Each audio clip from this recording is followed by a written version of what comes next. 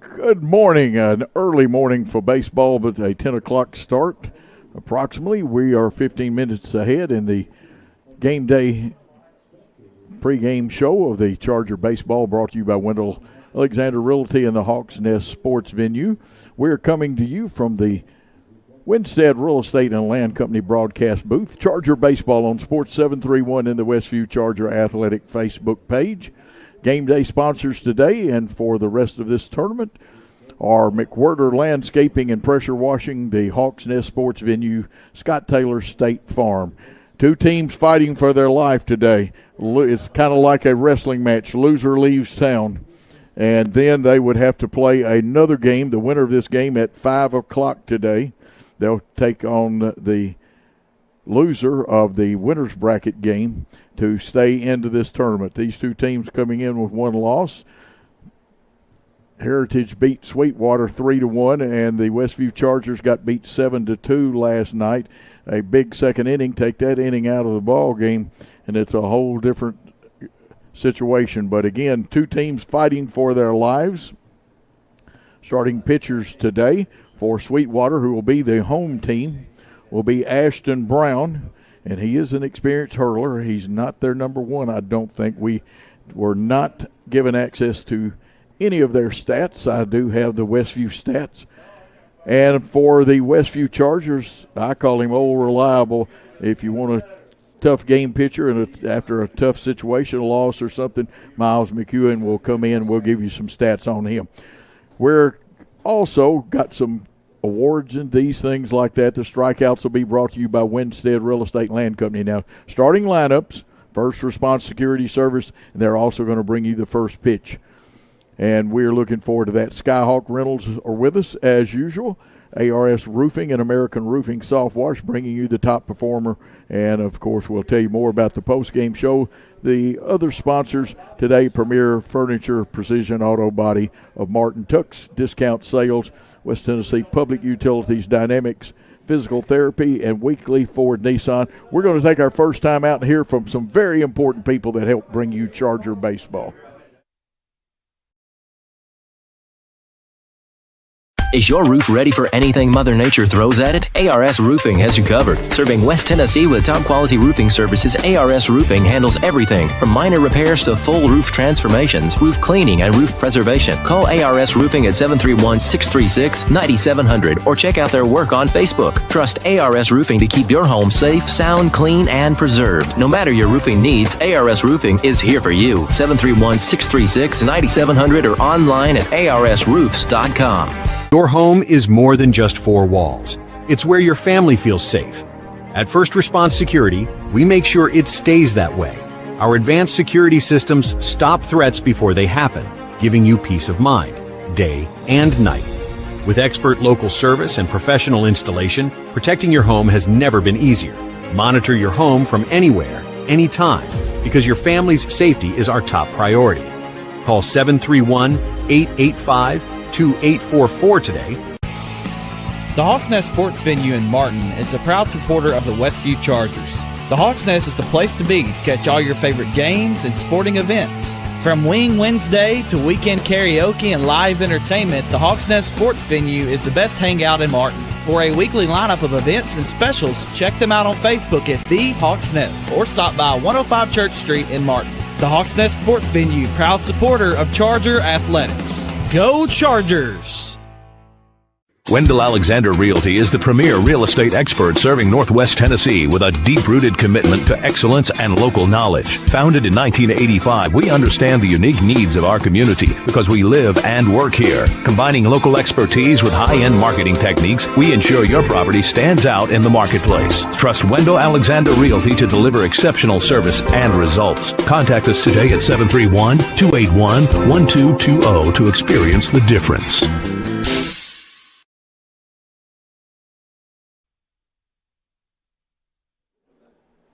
And we are back here in the press box, the Winstead Real Estate and Land Company press box and broadcast center. Charger Baseball on Sports 731 Network, the Westview Charger Athletic Facebook page. Game day sponsors Scott Taylor State Farm, the Hawks Nest Sports Venue, McWhirter Landscaping and Pressure Washing. We're in the Charger pregame show brought to you by Wendell Alexander Realty and the Hawks Nest Sports Venue. In a few moments, we'll be bringing you the First Response Security Service starting lineups and then the first pitch in the top of the first. Westview, the visitors today, comes in with a record of 23-13. Sweetwater comes in with a record of 26-12. These teams were both here last year, very familiar with each other. The coaches are meeting with the umpires, going over the ground rules, exchanging lineups.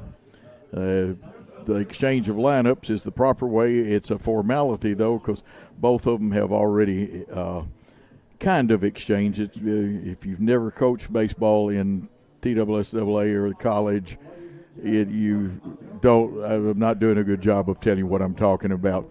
Two fine pitchers today on the mound, and of course, the Miles McEwen comes in with a 6-4 record, but has won some really tough ball games. He's got an earned run average of 1.684 and does a good job. A senior, he's pitched 62 innings. He started 11 games. And he's thrown 961 pitches. We're going to take a timeout, and we'll be back after this.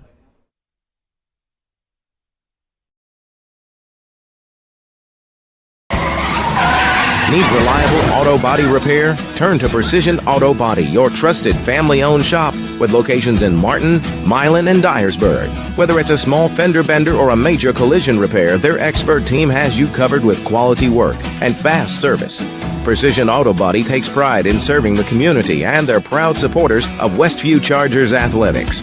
So when your vehicle needs attention, trust the name that puts precision in every repair. Precision Auto Body. Hey folks, if you're considering buying or selling your home, listen up. Winstead Real Estate and Land Company is West Tennessee's #1 choice for buying and selling real estate. From spacious family homes to large land tracts, they have the expertise to skillfully help you maneuver the market. Winstead Real Estate and Land Company is your full-service home solution, every step, every detail, all in-house. So why wait? Visit Winstead Real Estate and Land Company in Martin, Tennessee, or at winsteadrealestateandland.com, where you can always expect the very best.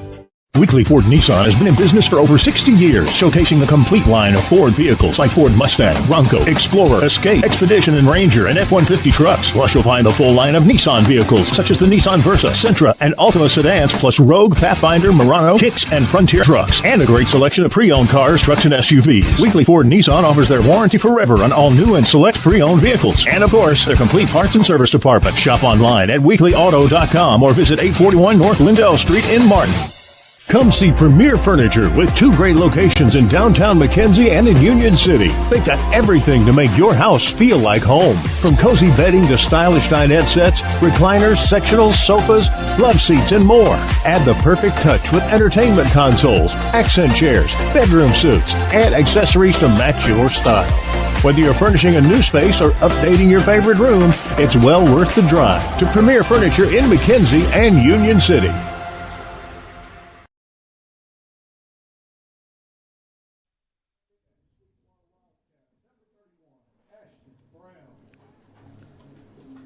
And we are back in the Winstead Real Estate and Land Company broadcasting booth. Charger Baseball on Sports 731 in the Westview Charger Network, dispensing with the starting lineup. So we won't, though, for you. We're going to give you the First Response Security Service starting lineups for the Chargers, who hit first today, leading off and playing center field, Christopher Dameron. Hitting second, playing second base today, Colin Haskins. Hitting in the third spot today, Graham Simpson. Catching in the fourth spot, the first baseman, Poston Essery. In the fifth spot, Cohen McWhirter playing third base, the sixth spot, Cason Spalding, the shortstop. In the seventh hitting spot, Thomas Myers, the left fielder who hit that home run last night. In the eighth spot, Max Mobley, the designated hitter. In the ninth spot, Wes Hattler. He's in right field today and on the mound but not hitting, Miles McEwen. For the home team today on the scoreboard, clad in blue, is Sweetwater. And they'll start Correll in center field, Burgess at second base, Campbell catcher, Bonneau at shortstop, Brown's on the mound, Ashton Brown, Ryder Scott's the designated hitter in the seventh spot, Nolan Dykus at first, or Dacus. It actually is Dacus. And at the A spot, Will Watson playing third. And there's the first pitch of the ball game. And the actual start time, they started at 9:55 today. Here's one hit to left field. It's a base hit, and Dameron leads off. We only got 4 hits last night. And, of course, the 9th batter will be Jay Powell. Ramsey is playing left field for them. Game changer has come alive, and here comes a young man that had a hit last night, Colin Haskins.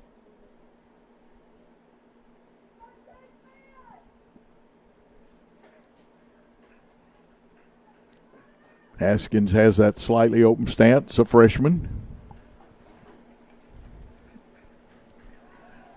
The pickoff attempt at first, it's a right-handed pitcher. They use the versions of the jump turn sometimes just a straight pickoff move. Infield's at double play depth.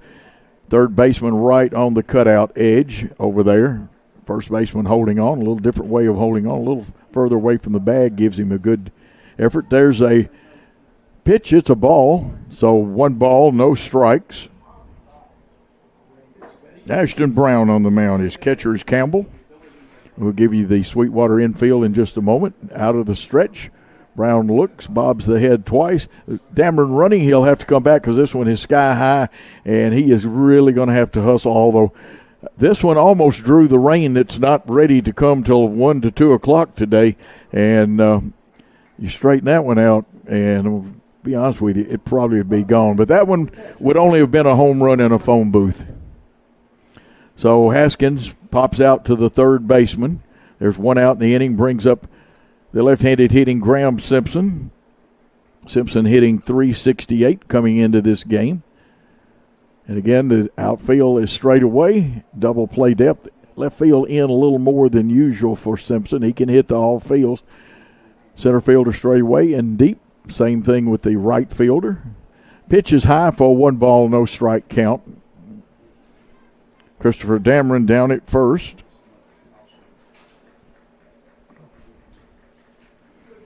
Front foot not quite at the complete edge of the cutout. Now it is over it. So he's got a run. He was running but had to go back, and they know to keep Dameron close. One of our better base stealers from Westview, who has only been caught 2 times this year. High percentage. I think his percentage is up at around 90% success rate. Poston Esri on deck. 1 out. Graham Simpson, who's been in the state tournament this year. There's the breaking ball, and the umpire said it backdoored, made it an interesting call. Simpson played and won a state championship for Westview in football, played and was runner-up in the state in the basketball state tournament, and now playing here in the baseball state tournament. The catcher sets up on the outside. Brown with a 1-1 count. Dameron's running. Here's the throw. It bounces, and he is safe.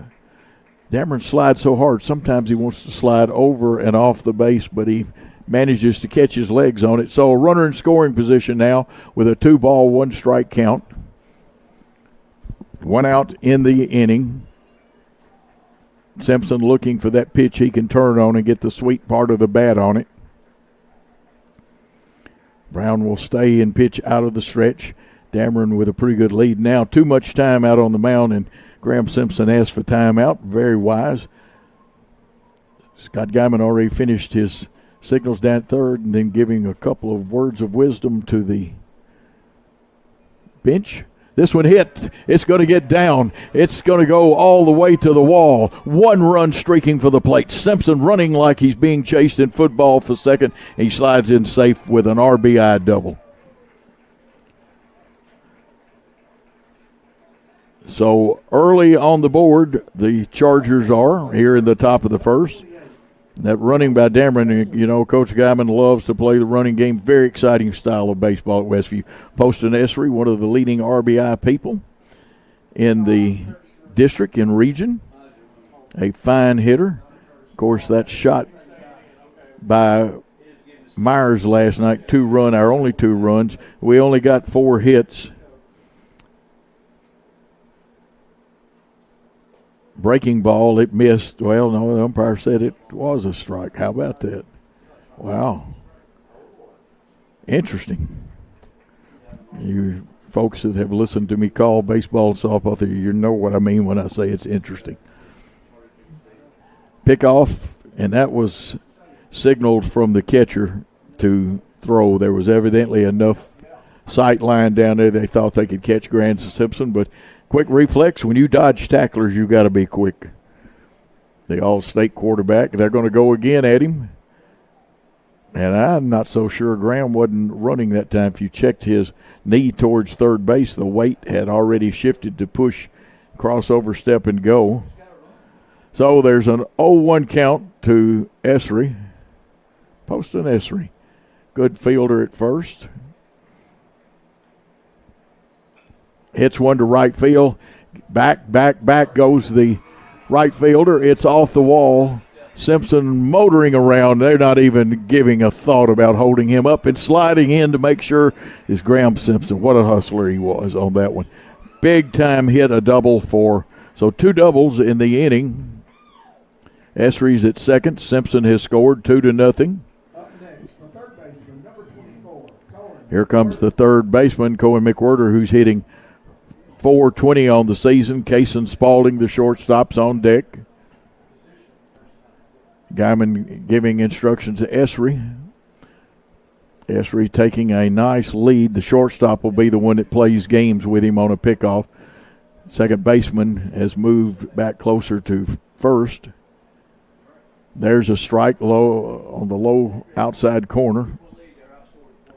Outfield of Ramsey in left, Correll in center, and Powell in right.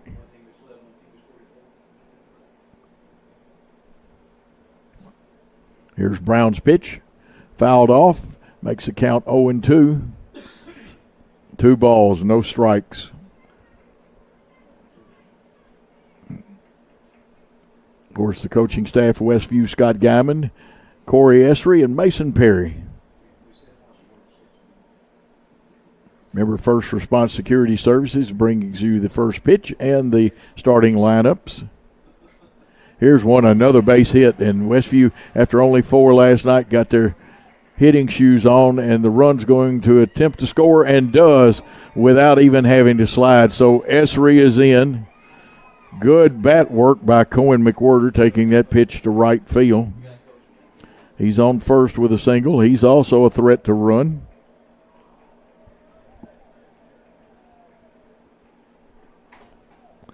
And it looks like that Sweetwater coach Blake Cosner is going to come out and have a little conference.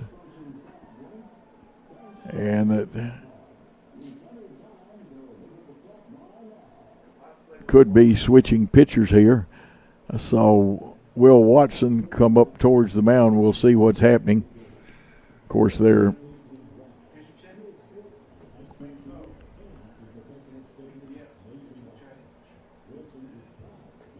and starting to loosen up is Will Watson, number 20. We'll check and see what the other changes are.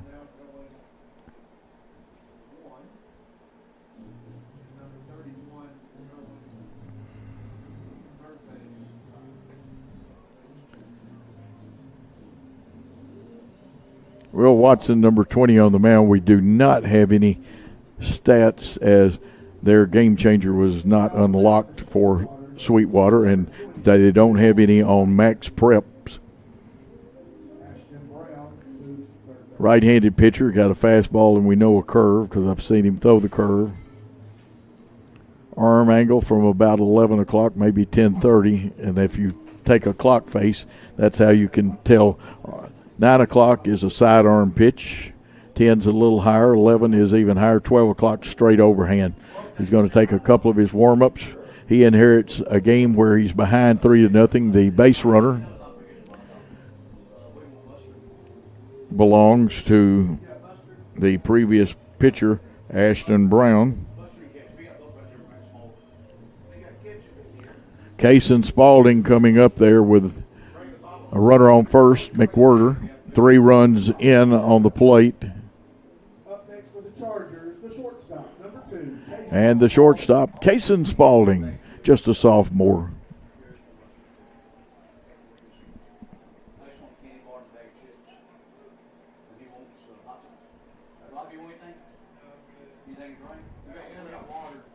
Will Watson, like we said, now pitching. First pitch he throws is a strike. Brown has gone to third. Bono is still at short. Burgess at second. Dacus at first. Outfield is still Ramsey Corral. This one, the C&I single, it gets by the shortstop. And now there's runners at first and second. One out in the inning. Kason Spaulding comes through with a base hit. And this brings up Thomas Myers, who drilled one to left center field last night. And we got to say the phrase, Mr. Wilson, we need a new baseball. Of course, TSSAA plays with Wilson baseballs. That's the official ball of all sports. Watson from the stretch checks the runner at second. Breaking ball, he tried to backdoor him on the breaking ball. It did not happen. It's ball one. Two runners on. One out in the inning.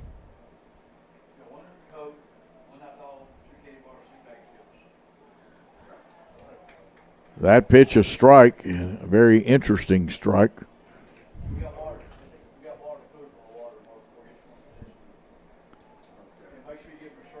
1-1 the count, one out, two runners on. Myers at the plate. He's playing left field. You don't have to throw it. You can turn and cause them to go back. And that's what was done with McWhirter, who's a good base runner, has stolen third several times this year. Spaulding at first, the pitch. Ground ball foul. Scott made an attempt on it. We're going to have to flag him and give Scott Guyman an error because he didn't field it as the third base coach. And you folks that will listen to me know that I grade the coaches on their fielding too. Sometimes it's better not to even try it. Good effort, though, by Scott. He's a fine guy. He really is into this coaching, has done a good job for these last two seasons and always in his coaching career. The 1-2 pitch swung on and fouled off. Myers hanging tough. And you saw the same cut that got his back shoulder dipped a little bit. That one could have gone a long way if you don't have to be level because they uppercut a little bit and drive the ball is the way they teach hitting now. So, again, 1-2 with one out, two runners on. Watson checks the runner at second, comes to the plate, and that one outside evens the ball or the count with 2 balls, 2 strikes, 1 out. If we had 2 outs, I could say that the deuces were wild, but you'd only say that when it's 2 balls, 2 strikes, and 2 outs. 1 out is the proper term. In Westview trying to put some more. They have 3-run lead. Watson coming on to try to put the fire out. There's another ground ball hanging tough. Myers making good contact. And the count remains at 2 balls, 2 strikes with that 1 out. McWhirter at second. And, of course, Spaulding at first. Comes Watson's 9th pitch. Breaking ball missed. Interesting call, even though it went for Westview and against Sweetwater. I almost thought that was the same place the pitch that was called a strike a while ago was at. And I am sitting right on home plate. Here's one drilled down the first baseline, but foul. First baseman does a good job over there. Dacus of making sure that it wasn't foul. He would have picked it up if it come back fair. He can see the spin that was on the ball quicker than anybody. A beautiful field here at Riverdale High School. Home of the Riverdale Warriors. TSSAA plays here just about every year.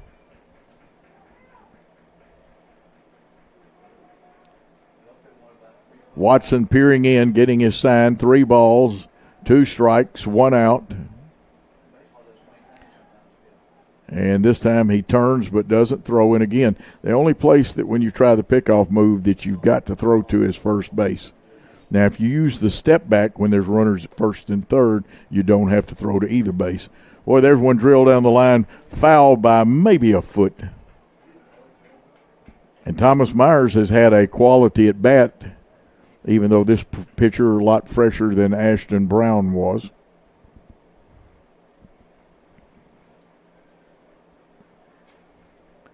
Three runs, 5 hits for the Chargers. Of course, the Sweetwater team has not come to the plate yet. Here's one drilled again down that third baseline. This is like being in the batting cage. You let the Iron Mike or the pitching machine throw it to you, and that's what they used to call them, was Iron Mike, before they got these different pitching machines, and you just wear it out, take those cuts in the batting cage. 3 balls, 2 strikes, 1 out, 2 runners on. Here's the pickoff, and they had him. They say they got him anyway. So picked off was McWhirter, and they caught him leaning a little bit. Second out.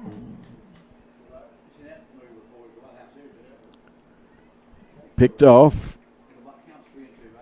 That puts it 2 outs, and now just a runner at first. Still a 3-2 count with 2 outs for the Chargers. Sweetwater out in the field.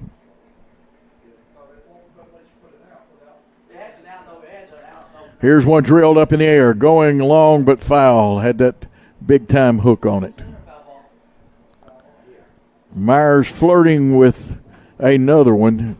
Wasn't going to quite get there on this one.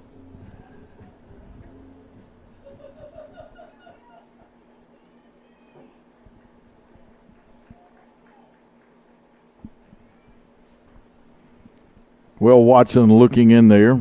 He's thrown 13 pitches in relief.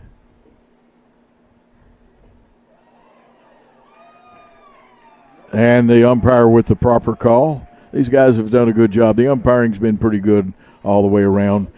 But you got to adjust to how an umpire calls it. Last night, the umpire did not call many on the inside or outside corner of the plate. And if you remember, Greg Maddox, a great pitcher for the Braves, he had to work those outside an inch on each side. This is Max Mobley, the designated hitter. Max has done a good job, plays multiple positions on this team. Max is just a sophomore, and there's a pitch for a strike. 0-1. He'd like to drive at least one of these runs in. Wes Hatler on deck, who's in right field today. He's another one of those guys that can play multiple positions. Hatler just a freshman and has already gotten a lot of. There's one foul back, making it 0-2.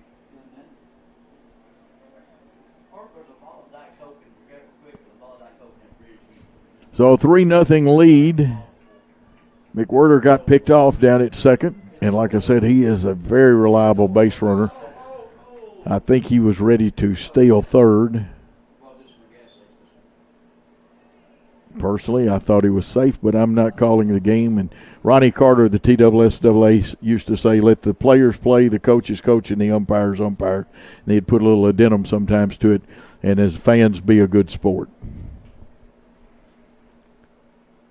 1 ball, 2 strike count. Max Mobley, they set up on the outside of the plate for him. He starts to go. He doesn't.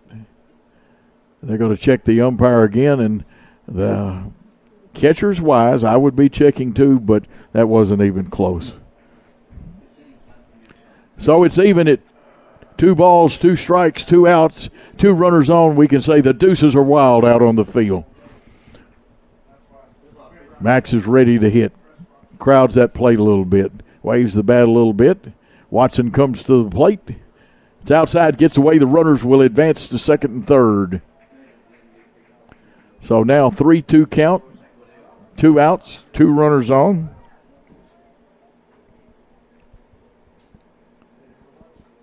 Spalding at third, Myers at second. Infield, if it's a ground ball, wants to get the out, but they really need to knock it down. They don't need to let it go through, and they still might have a play at the plate. Gets through in that outfield, and 1 run will definitely score. Walk the bases full. So the sacks are jammed. Bases are loaded, or if you prefer this phrase, the ducks are on the pond. Spalding at third, Myers at second, Mobley at first. Wes Hatler coming up there hitting .277 on the season for Westview. Outfield straight away for him. Infield at normal depth for 2 outs. And like I said, they want to knock it down and make a play. Swinging through that one, strike one. It looks like Hatler had some serious business on his mind. That swing, a little accelerated bat speed. No balls, 1 strike. That pitch, just a little bit outside.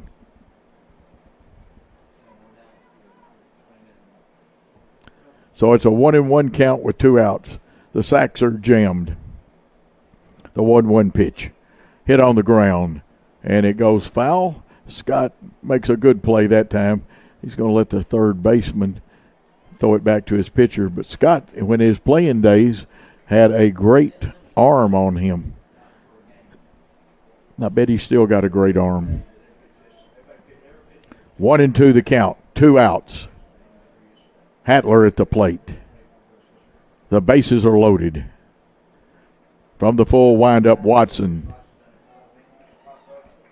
And that one makes it 2 balls, 2 strikes, 2 outs, but there are 3 runners on.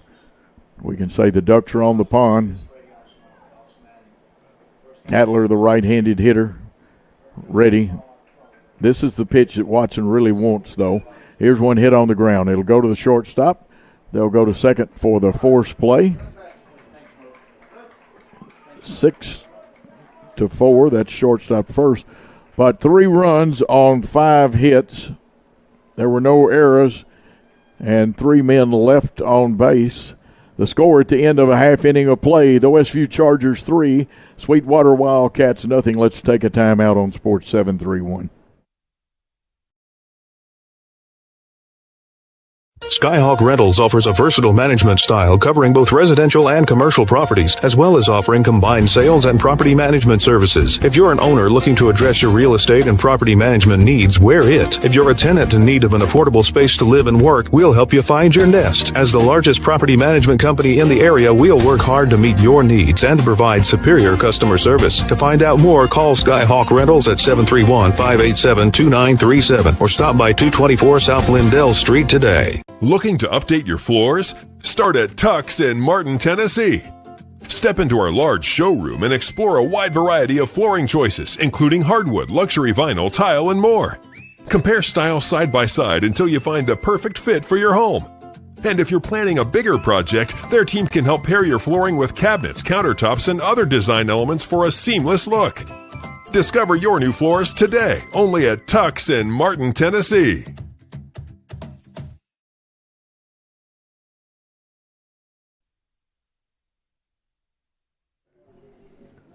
Westview Baseball from the Winstead Real Estate and Land Company broadcast booth on Sports 731 in the Westview Charger Athletic page.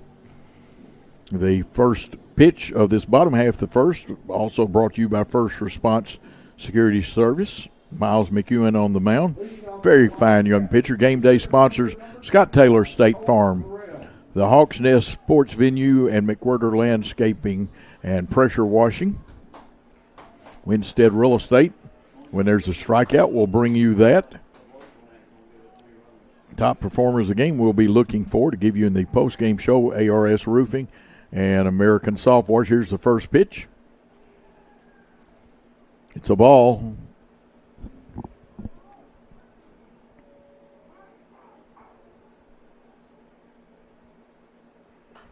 Here's one drilled down the first baseline, but foul.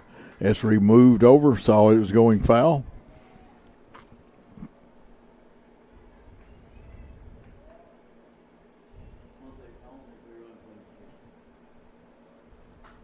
This one drilled, and it's going to be a base hit.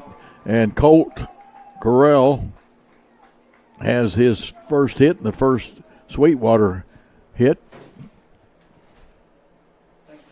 Batting second, the second baseman, number 16, Bryson Burgess. Bryson Burgess comes up there, the second baseman. He wears number 16. They are in royal blue with gray pants. We're in our all-white uniforms with the blue stripe. McEwen's pitch, and it is a fair ball drilled down the line. It's going to be extra base. McEwen getting over there. They're going to wave the runner in. No, they walk up the line now and hold him up. And McEwen was booking it, but it's a double. And now threatening. Gus Campbell, the catcher, comes up there. Wished we had some stats for you, but Game Changer stats as far as season stats was not unlocked, and they didn't put any in their max prep accounts. But Campbell hitting number 3, that tells you he's a good hitter, should be able to hit to all fields, probably can bunt a little bit, does a good job catching. And he drills one, and we'll give up a run for an out. There's the peg from the shortstop Spalding. Runner advances to third, 1 scored, so it's a 3-1 ball game. After 2 opening hits. Number 7, Bryson Bono. First out in the inning, Bryson Bono, the shortstop up there, wears number 7. Slightly closed stance. His front foot is closer to the chalk line on the inside of it. Here's another one. It'll score another run. Shot by Spalding, but those 2 bounding balls made this a close game again at 3-2. Spalding has both. He gets actually an assist. Put out is recorded as the first baseman. This brings up the third baseman now, Ashton Brown. Started out the game pitching.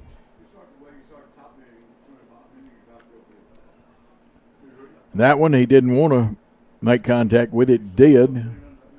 So it's a no ball, 1 strike count with 2 outs. The base is empty. Westview holding a 3-run lead. They, in the top of the first, were 3 runs, 5 hits, no errors so far through 2/3 of an inning. And that pitch hit back. McEwen's got it. Nonchalantly, he handles it perfectly, and that is recorded for the 3rd out. But 2 runs on 2 hits, nobody left for the Sweetwater Wildcats as Westview leads in this game 3-2. We'll take a timeout on the Sports 731 Network.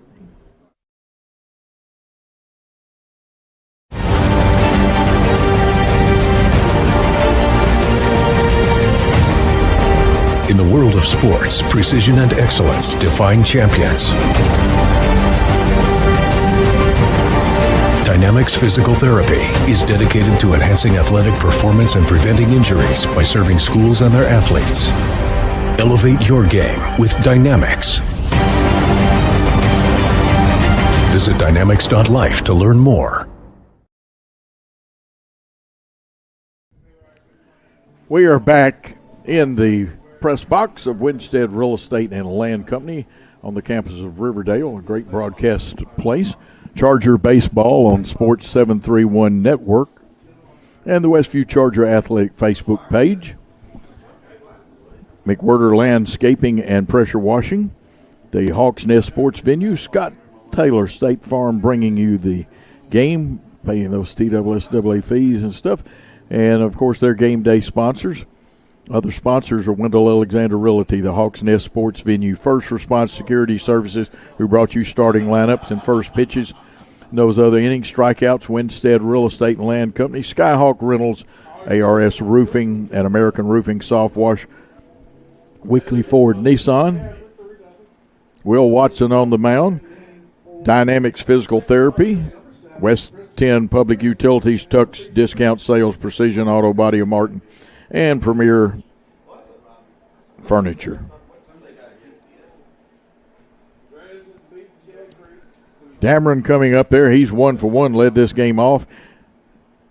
That pitch way outside, and he's got 1 foot, a couple of toes on the white chalk line. Now he's got just the toe at the edge of it. Open stance means the foot headed towards left field, but he'll stride at it. Umpire says, no, sir, it's ball 2.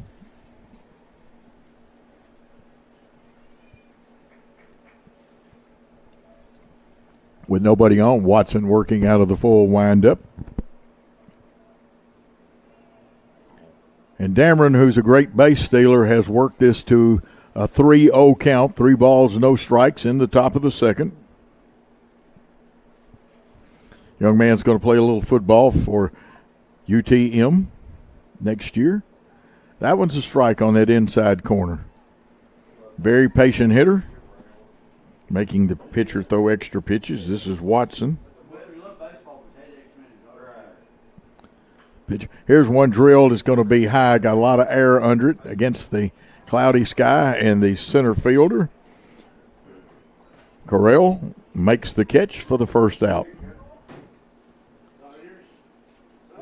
Brings up Colin Haskins, who flied out high. And, I mean, you had to wait for everything to come down. But he flied out. Strong young man, just a freshman. Came into this game hitting .367. Has the big open stance, not slightly open, but big time. Strides the plate. The umpire looked it over close, but says it's a ball. 1-0 the count. Outfield straight away. Infield deep. Here's one in a nice, well, it looked like it was going to hit a shortstop, get a good job ranging over. Wasn't hit as hard as I first thought. And Bonneau got that one for the second out. Number 5, Graham Simpson. Graham Simpson coming to the plate. He had a big double his last time up there. Now Haskins has got to feel a little snake bit.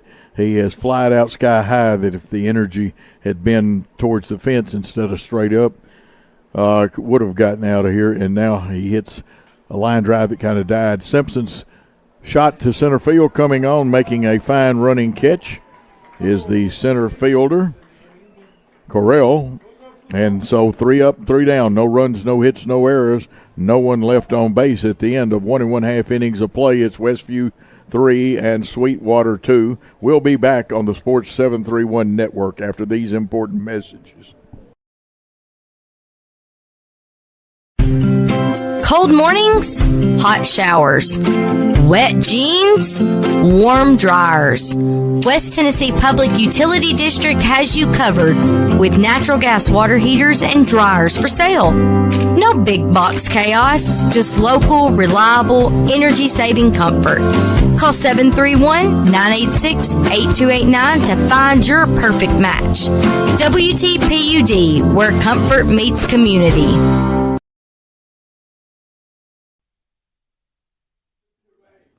Back for the bottom of the second here on Sports 731 Network and the Westview Charger Athletic Facebook page. All audio broadcast is there. We're not allowed to send our great video broadcast out there. We're in the Winstead Real Estate Land Company Broadcast Center. Weekly Ford Nissan, Premier Furniture, Precision Auto Body of Martin, Dynamics Physical Therapy, West 10 Public Utilities, Tux Discount Sales, helping bring you this game. Skyhawk Rentals, American Roofing and American Roofing Soft Wash, Wendell Alexander Realty, Hawks Nest, First Response Security Services, and, of course, we'll mention our game day sponsors while Graham Simpson, who was the last hitter, comes to give some warm-up tosses to Miles McEwen. Game day sponsors, McWhirter Landscaping and Pressure Washing, the Hawks Nest Sports Venue, Scott Taylor State Farm, and we thank all of these great sponsors. Leading off, let's see if this is Ryder Scott, and they do stay with him as the designated hitter. Nolan Dacus on deck. He'll be followed by Will Watson, who's now pitching.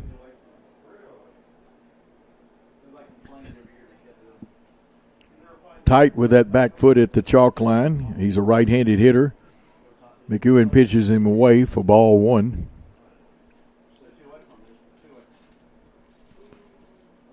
Second pitch.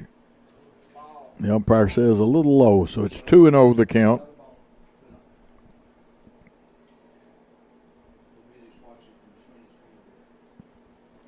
That one gets away, and it looks like ball 3, so 3-0 count. The late Dizzy Dean used to say, oh, those bases on balls, and you don't want to get into that situation. That can hurt you. Right down the gut. 3-1 the count now. 3-2 and a white knuckler of a game.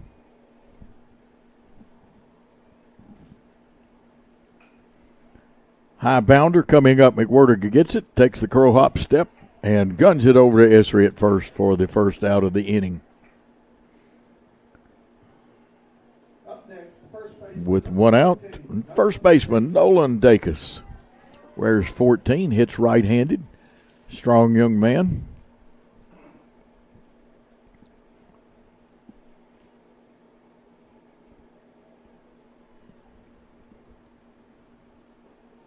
Breaking ball, and it was a dandy. McEwen working the plate. That was, I believe, his 14th. We'll check it in a minute to make sure that is correct.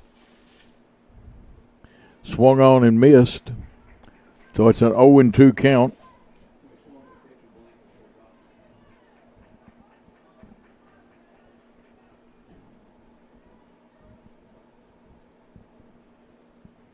Here's the pitch. Swung on and missed. It came out of the catcher's mitt. They had to lob it, and instead of gunning it, the first time I've ever seen Graham Simpson lob one, but on a close play, got the runner going to first. So there is a Winstead Real Estate and Land Company strikeout for the second out. Catcher gets an assist. The first baseman gets the put out this time if you're scoring at home. 2 outs. Breaking ball for a strike. Comes up to his counterpart, Will Watson, receiving pitches from Miles McEwen.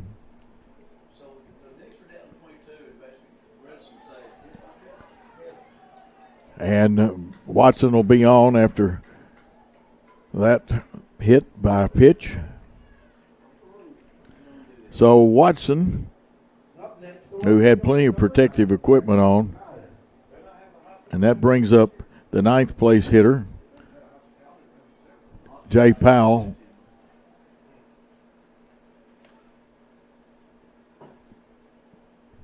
Scott Guyman's going to go out and speak with his senior hurler. He and Graham Simpson. Everybody get on the same page. Be interesting to see if they run Watson with him pitching, but we've run some of our pitchers when they get on base. And matter of fact, McWhirter, one of our better base stealers, who pitches quite a bit. Dameron has pitched a little bit. Quick conference, and that will count as a trip to the mound.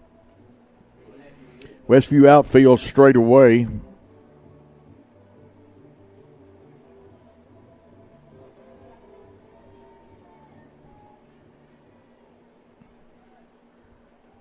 Milan won in the other bracket in this 2A tournament at another field. McEwen's thrown 18 pitches. Powell with a runner at first and 2 outs. Jay Powell, the right fielder. Very closed and tight stance right up there on the chalk line. Swings at a good pitch, very tough to hit. Could have only taken it to right field. And now he's got about all his toes on that chalk line with the front foot. He's up in the box. I think he adjusted there for the curveball situation. And here's one drill, but picking it out of the air is McWhirter for the 3rd out. Line drive, but Cohen McWhirter. No runs, no hits, no errors, 1 man left on base. And at the end of 2 full innings of play, Westview 3, Sweetwater 2. We're going to take a timeout on the Sports 731 Network. Wendell Alexander Realty is the premier real estate expert serving Northwest Tennessee with a deep-rooted commitment to excellence and local knowledge. Founded in 1985, we understand the unique needs of our community because we live and work here. Combining local expertise with high-end marketing techniques, we ensure your property stands out in the marketplace. Trust Wendell Alexander Realty to deliver exceptional service and results. Contact us today at 731-281-1220 to experience the difference. Your home is more than just 4 walls. It's where your family feels safe. At First Response Security, we make sure it stays that way. Our advanced security systems stop threats before they happen, giving you peace of mind, day and night. With expert local service and professional installation, protecting your home has never been easier. Monitor your home from anywhere, anytime, because your family's safety is our top priority. Call 731-885-2844 today.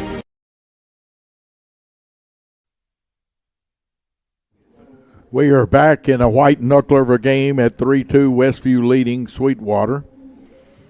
Broadcasting from the Winstead Real Estate and Land Company Broadcast Center. on the facilities of Sports 731. Westview comes up for their top of the third. Poston Esri, who last night had to hit every time with nobody on. He's a good RBI man.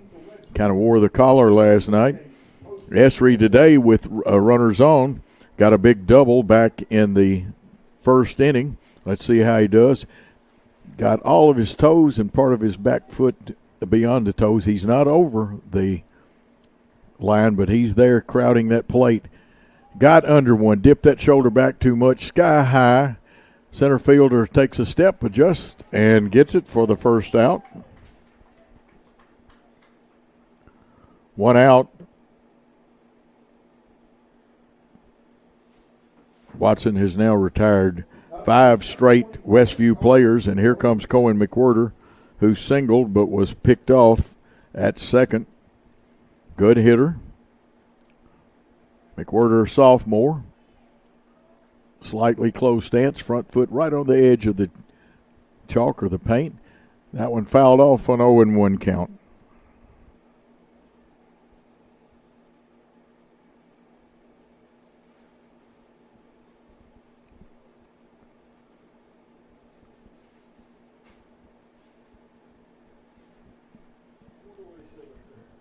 Okay, head coach or Sweetwater comes out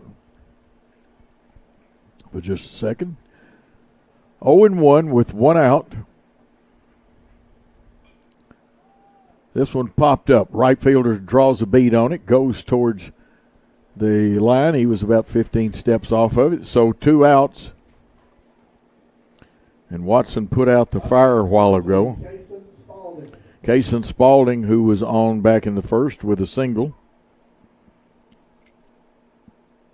Watson has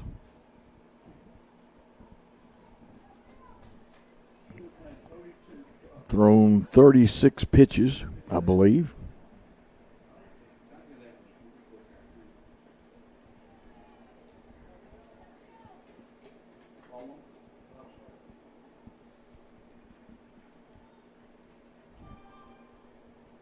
And again, Spalding really tight in the box on the plate. Drills one. Will it get by? Yes, it does. The second baseman into right center field, but Correll gets over there and cuts that one off and holds him to a single. But again, a fine piece of hitting by Kaysen Spalding, 2 for 2 now. This brings up Thomas Meyer. He walked his first time up, 0 for 0 officially. Hit the 2-run home run last night in the game against Cascade. There'll be a winner's bracket game at approximately 12 or 12:30 today. And then the winner of this game will play at 5 o'clock against the loser of that 12 o'clock game. Watson from the stretch. Outside catcher does a great job. Campbell blocking that one. Keeps Spalding from advancing. Spalding, a capable base stealer. 3 runs, 6 hits for the Chargers. 2 runs, 2 hits for the Sweetwater team. No errors have been committed so far in the game. 1 ball, no strike count. 2 outs. That one a strike, a nice pitch. Took a little something off of it, but it was breaking away. Watson started the game at shortstop. So it's 1-1 the count. 2 outs. Spalding's going. This one popped up. He'll have to come back, or the inning would have been over, but it gets out of play. So he had it stolen, but Meyer saw a pitch he thought he could turn on, but fouled it way down the first baseline, out of play. Now has a 1 ball, 2 strike count. 2 outs. Let's see if Spalding's running again. Got 1 foot, the lead foot, over the edge of the cutout. A little more lead. Let's see if Watson goes. He's going again. It's a pitch out, though. And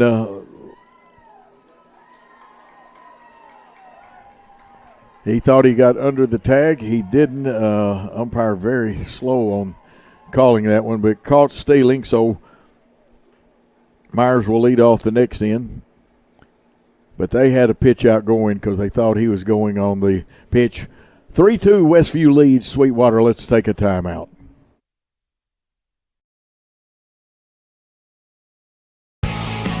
The Hawks Nest Sports Venue in Martin is a proud supporter of the Westview Chargers. The Hawks Nest is the place to be to catch all your favorite games and sporting events. From Wing Wednesday to weekend karaoke and live entertainment, the Hawks Nest Sports Venue is the best hangout in Martin. For a weekly lineup of events and specials, check them out on Facebook at The Hawks Nest or stop by 105 Church Street in Martin. The Hawks Nest Sports Venue, proud supporter of Charger Athletics. Go Chargers!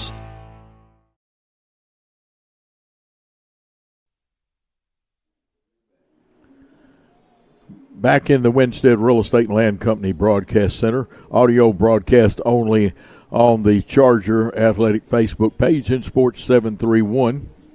Game day sponsors, McWhirter's Landscaping, Pressure Washing, the Hawks Nest Sports Venue, Scott Taylor, State Farm.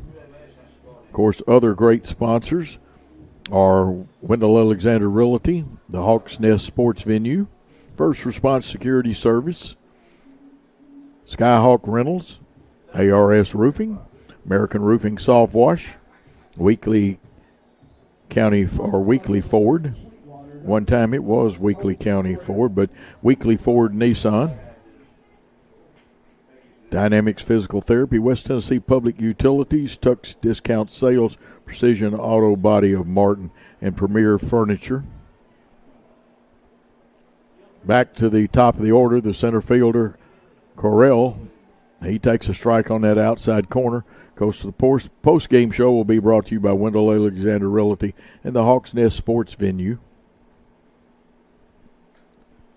This one up in the air. Second baseman goes back, gives way to the right fielder. Coming on is Hattler, who does a good job, and there's one out in the inning.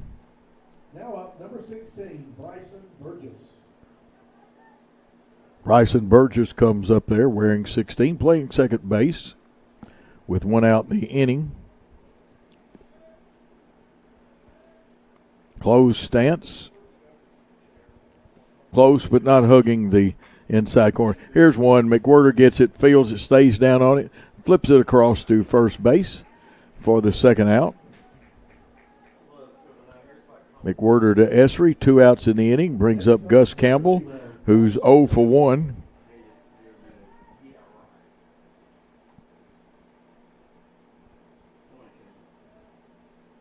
.23 pitches unofficially. Campbell wears 0, and he bats from the back of the box. Breaking ball stays high. 1 ball, no strikes. Outfield of Hattler, Dameron, and Myers straight away. Here's one drilled into the hole for a base hit. Nobody was going to field that one. A good piece of hitting. See, they'll get Campbell a courtesy runner, or will they let him run with 2 outs? Takes off his shin guard, hands it to his first base coach.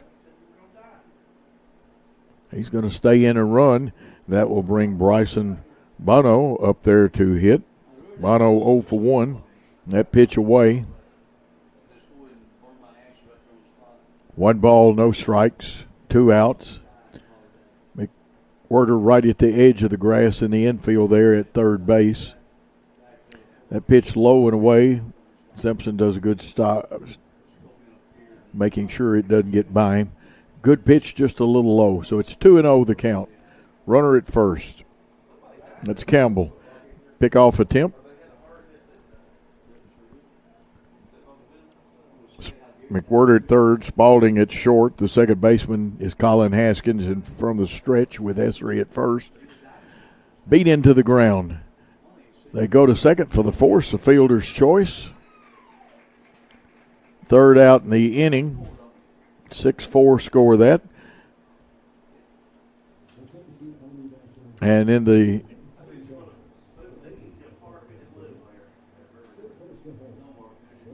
top of the inning, we'll be back after this timeout.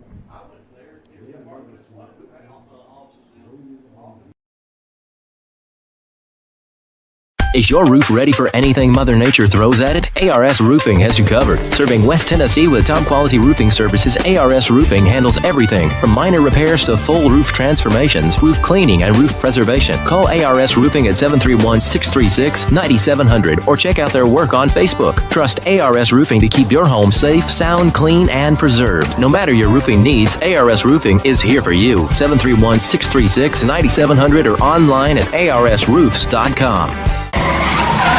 Need reliable auto body repair? Turn to Precision Auto Body, your trusted family-owned shop with locations in Martin, Milan, and Dyersburg. Whether it's a small fender bender or a major collision repair, their expert team has you covered with quality work and fast service.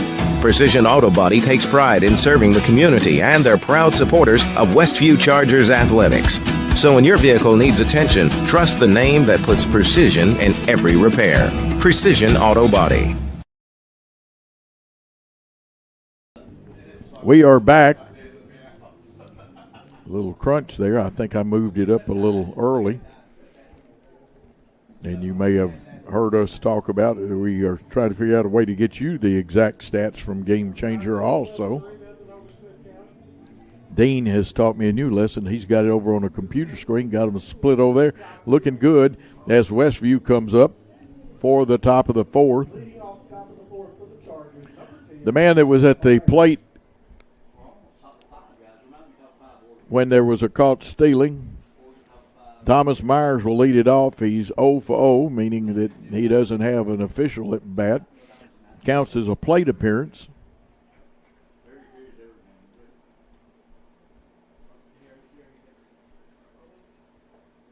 That pitch high.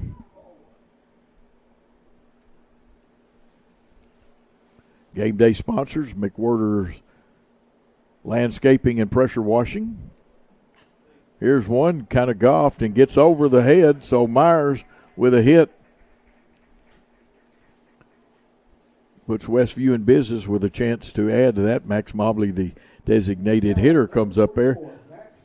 He walked his first time up. Wes Hattler on deck. Of course, other game day sponsors, Scott Taylor of the State Farm and the Hawks Nest Sports Venue.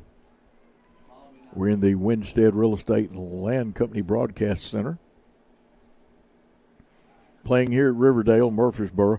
Max bunting, angle of bat, not quite enough to keep the ball from going foul. Max got down with it, though, and did a good job trying to lay that bunt down. Very tight on that box, crowding the plate as much as you can legally.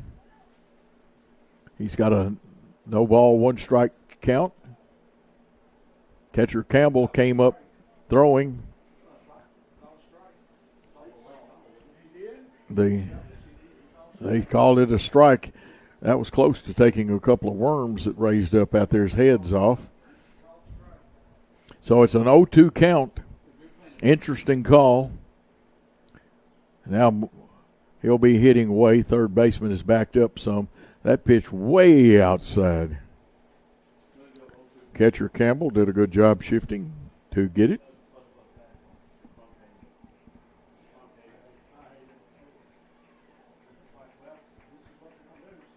1-2 pitch. Breaking ball just missed. And I'm going to tell you right now, I saw 3 or 4 people holding their breath on the Westview side. 2 balls, 2 strikes. Myers that led off with a single at first. No outs in the inning. Mobley up there. Interesting call for strike 3. That's a Winstead Real Estate and Land Company strikeout. Now up number 11, Wes Hattler. Wes Hattler comes up there. He's 0 for 1 officially.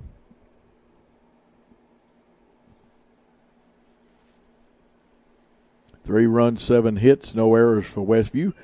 He's bunting, and it's a dandy. He has a chance to beat it out. The pitcher makes a strong throw, the proper call by the umpire, but it was close. I think of the song is what Cher or Sonny and Cher said, bang, bang, they shot me dead. Well, bang, bang, they threw him out. But the runner did advance. It's a sacrifice bunt. So with Myers at second in scoring position, top of the order, Christopher Dameron, the center fielder, comes up. He scored once, singled in the first, flew out to the center fielder, Correll, that does a very good job out there in the outfield. Has that open stance, back foot right at the edge of the chalk line of his right-handed hitting box. And a big lead that time. I call it playing games. This time the second baseman will play games as they'll keep the shortstop in the hole over there to stop the hitting, but don't know if Myers has the green light for his own decisions on base running. But now this time a little slow. There's the pickoff move.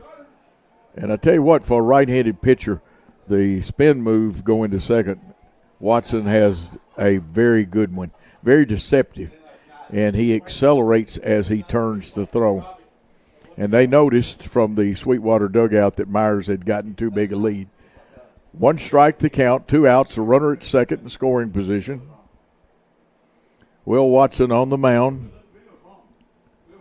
Thrown 51 pitches. That one outside. Campbell thought he might give it a little assist and frame it for the umpire, but umpire was right there with that one. 1-1 the count. 2 outs. They'd love to get Myers home. Dameron would love it even better. Led this game off with a single. A number, and it's fouled, so it's 1-2 now the count.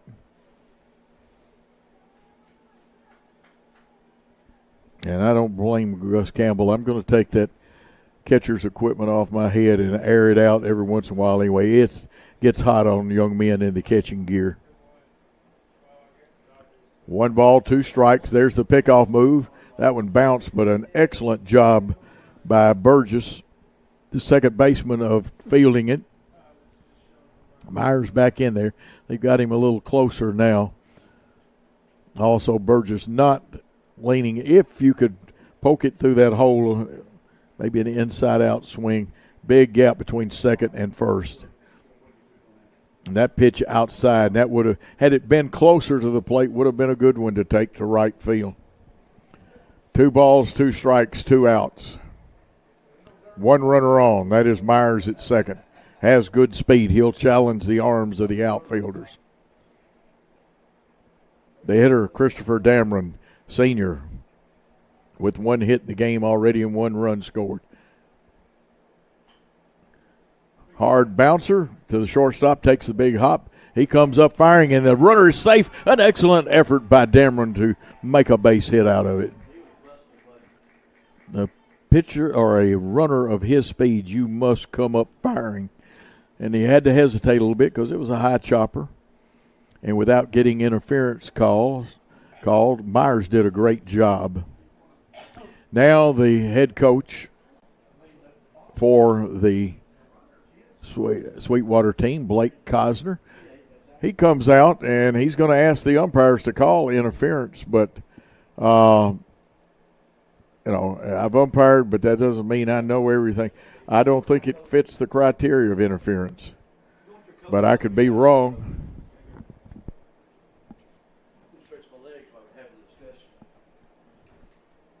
And he is safe. I didn't think it would meet the criteria they used to call interference. That's what was asked for. Let's see if Watson wants a new baseball. The umpire in chief, the home plate umpire, giving instructions. I don't think that Coach Cosner liked that call, and they weren't discussing Shakespeare at the end of that one.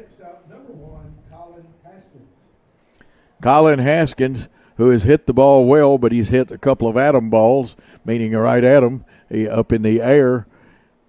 He comes up there 0 for 2 on the day, but strong young freshman, capable of hitting, came in hitting over 360. And there's the step off the pitching plate or pitching rubber, and you don't have to throw it either way that time. That's one time you don't have to throw to first. You go towards first towards third with the move first, and then you take a look at see if the runner went. There the runner is going. They're not going to throw through. It's dropped. That one's interesting. I haven't scored it yet. I got to think about it, whether it's catcher's indifference or not. It's not necessarily automatically a stolen base. 2 runners in scoring position and a breaking ball, a dandy one by Watson, comes in to even the count at 1-1 on Colin Bodiford. Colin says, I'll get the next one. Outfield deep and straight away. Infield at normal depth for 2 outs. Runners at second and third. The pitch, breaking ball, swung on and missed. So it's now a 1-2 count as Colin Haskins, I think I may have said Bodiford a minute ago, fine young man that played, and I did a bunch of his games at Fayette Academy, but this is Colin Haskins. Here's one drilled. Third baseman tried to get to it. A run will score, and I'm going to tell you what, he was steaming and made him think about it. The ball gets away. It's going to be close. And hustling, Christopher Dameron, and the runner goes all the way to third base. Now that was outstanding. Great running and basemanship. 2 runs have crossed the plate now. That's the advantage of playing the running game and keeping the pressure on as Myers and Dameron scores. But Dameron really hustled. Graham Simpson will come up with 2 outs and a runner at third. 5 runs, 9 hits for the Westview Charger. 2 runs, 3 hits, and now 2 errors for Sweetwater.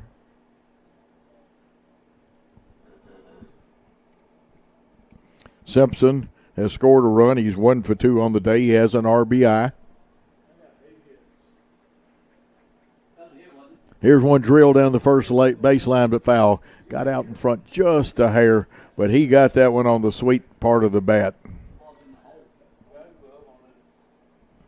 Simpson with an 0-1 count. Runner is Haskins down at third. Another one. This one a little bit softer, bouncing. First baseman goes over, picks it up.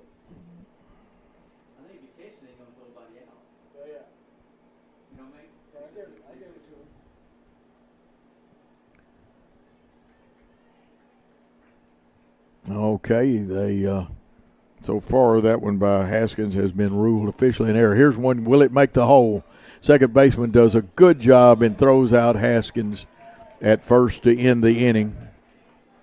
Burgess did a good job going down, but again, 2 big runs picked up. The score at the end of 3.5 innings of play, Westview 5, Sweetwater 2. We're going to be back after this important timeout. Hey folks, if you're considering buying or selling your home, listen up. Winstead Real Estate and Land Company is West Tennessee's #1 choice for buying and selling real estate. From spacious family homes to large land tracts, they have the expertise to skillfully help you maneuver the market. Winstead Real Estate and Land Company is your full-service home solution, every step, every detail, all in-house. So why wait? Visit Winstead Real Estate and Land Company in Martin, Tennessee, or at winsteadrealestateandland.com, where you can always expect the very best.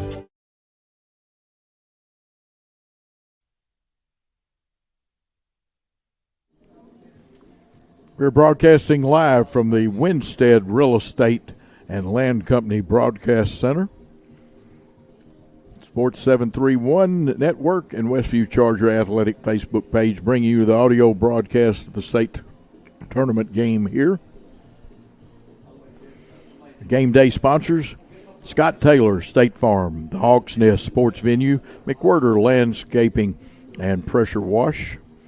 Of course, we're looking for the top performer of the game, brought to you by ARS Roofing and American Roofing Soft Wash.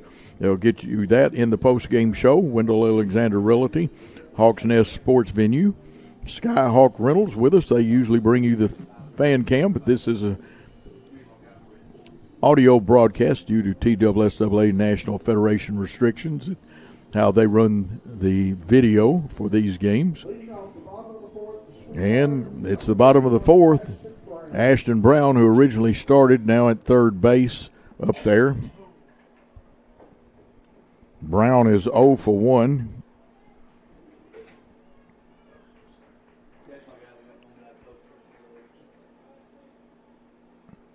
McEwen has thrown 28 pitches, 20 of them strikes. There's his 21st pitch. That one gets away. It's a ball, 1-0 count.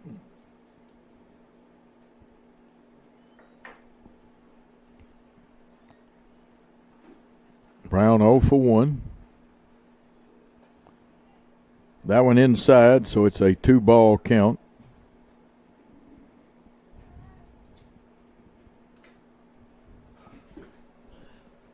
Myers winds up, fires. That one looked pretty good, and the umpire says, Coach, you're right for a change. 2 balls and 1 strike, no outs. We're leading off here in the bottom of the 4th. And another dandy pitch for a strike. McEwen with an economy of scale on pitches. Well, this one drilled foul, and I do mean barely. That one you need a ruler that measures millimicrons. Count now at 2 balls, 2 strikes on the leadoff hitter in the bottom of the 4th, Ashton Brown. Front foot right on that chalk. Swing and a miss for Winstead Real Estate and Land Company strikeout. Out number 1. Brings up the designated hitter wearing number 1, Ryder Scott. Scott's also 0 for 1. Dacus on deck. Nolan Dacus on deck. This is Scott. Just missing. Oh, no, the umpire. I still like the old days umpiring mechanics when the right hand shot out with the strike. Different mechanics. You got to make the fist and raise it up. That one is inside. 1-1 the count. 1 out in the inning.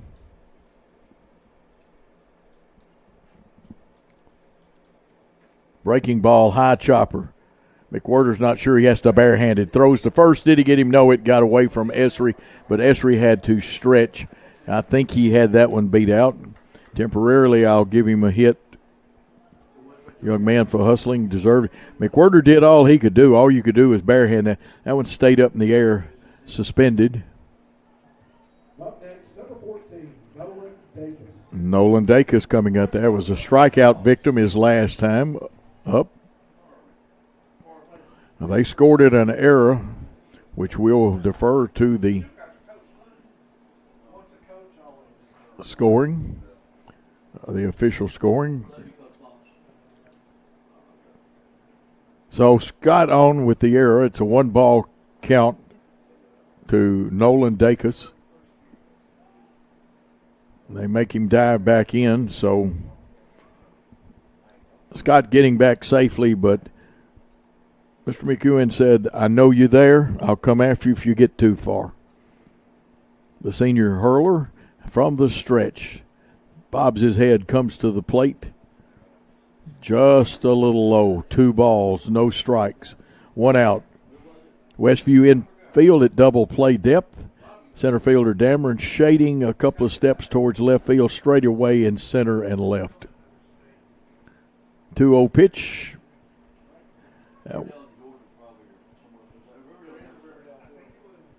That one a strike. 2 balls, 1 strike. Runner at first, 1 out. Sweetwater wants the base runner on. The double play is what Westview wants. Swung on and fouled off, and Graham Simpson says, good old equipment, but I think it also slid off and maybe hit where there is not any real equipment. And that happens catching sometimes. Evens the count at 2-2. Yogi Berra once called the catching equipment the tools of ignorance, but the truth of the matter is catchers are very smart. 2 balls, 2 strikes, 1 out. Dacus at the plate. Runner at first. From the stretch, McEwen looks.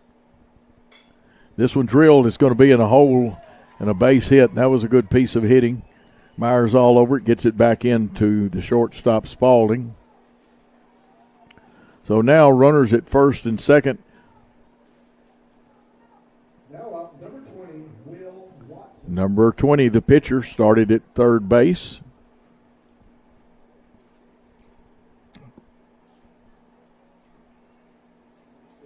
Watson comes up without an official plate appearance as he was hit earlier in the game. Has a chance to help himself. Takes a pitch for a strike.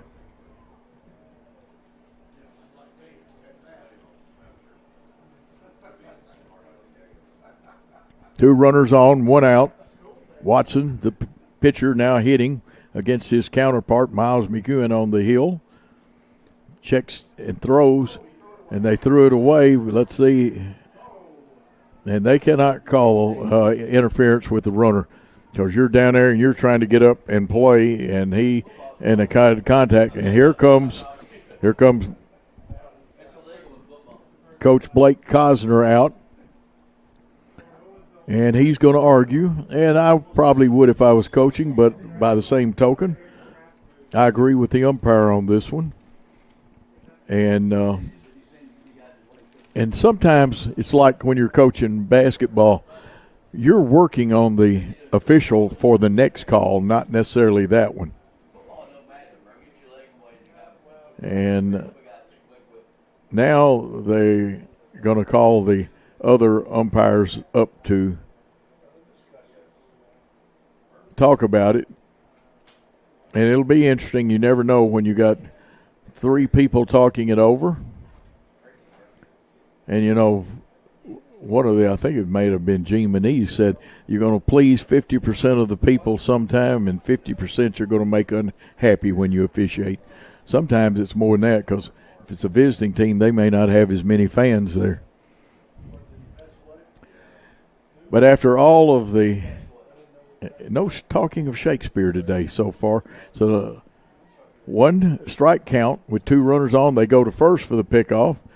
And it's starting to look like a ballet a little bit out there with people dancing and pirouette and also hopping over people. McEwen not afraid to try to pick you off. With one out, Esri up. Let's see what he's got on his mind. I was going to say long decision time, but that was a strike. It's 0-2 with one out. And now the batter is dangerously close to being out of the batter's box. That front foot go another inch anyway. This one's going to get through a seeing eye when they're going to send they start to hold up. And the third base coach and some wild throws, and I know Scott's going to encourage his young men, one, to be a little more judicious with their throws. Secondly, to adjust your positioning a little bit. And that's a seeing eye single. This brings up Jax Powell, so Watson on with a single. Runners at third, second, and first. The sacks are jammed. Ducks on the pond. First and third in, second and short's going for the double play. All right, here's one. It'll score a run because of how slow the ball was bouncing. Esri, the shortstop, Spalding to Esri for the second out. 6-4. Run scored. That was Scott. It's now 5-3 and makes it a little tighter with the top of the order. Colt Corral coming up there.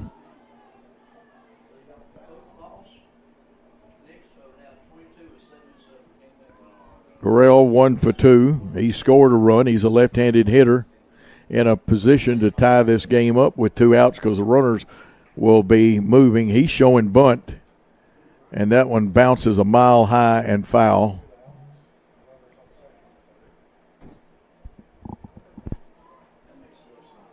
And McWhirter did a great job of getting up there. It would have been only he and McEwen because first baseman Esri playing deep, as usually is the positioning, with two outs and a runner at third. He was bunting for a base hit then. It was not going to be a squeeze play or anything like that. Here's one drill through. 5-4 now. It's fixing to be 5-5 as the ball gets away and over the head, a throwing error, and there'll be another runner at third.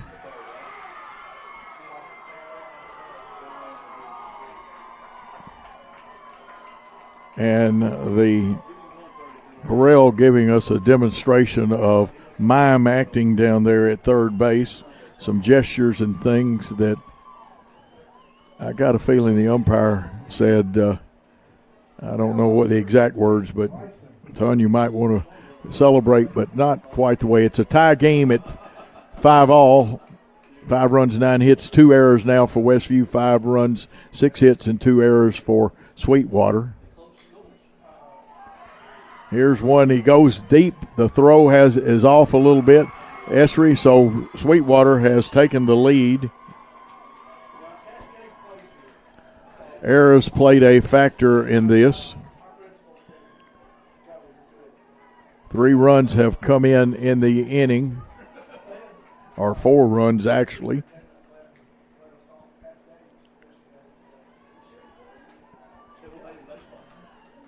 And Campbell up at the plate.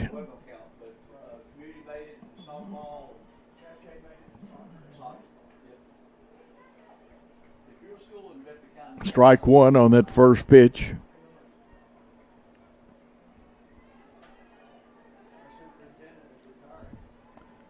Six, 7, and 2. That pitch on the inside. Those 2 errors, and the error was really costly in that second inning for Westview last night. We're in the bottom of the 4th. Sweetwater has come back and taken the lead with 4 here in the bottom of the 4th.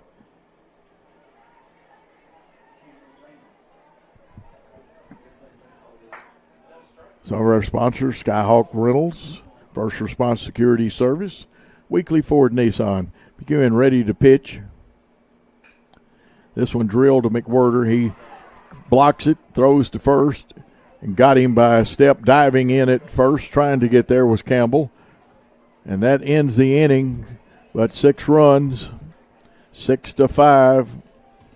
Sweetwater leads Westview. Will take a timeout on Sports 731 Network.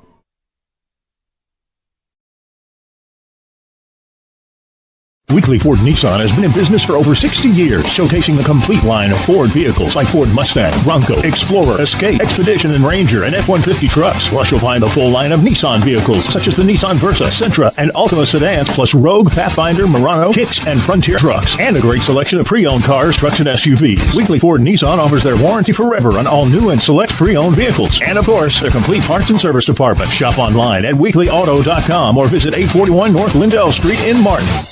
Come see Premier Furniture with 2 great locations in downtown McKenzie and in Union City. They've got everything to make your house feel like home. From cozy bedding to stylish dinette sets, recliners, sectionals, sofas, love seats, and more. Add the perfect touch with entertainment consoles, accent chairs, bedroom suites, and accessories to match your style.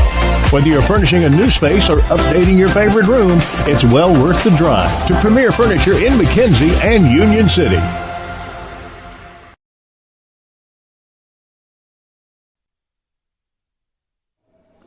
After a wild and woolly 4th, we come up for the top of the 5th. Westview. This is Sports 731 in the Charger Athletic Facebook page, coming to you from the Winstead Real Estate and Land Company broadcast booth.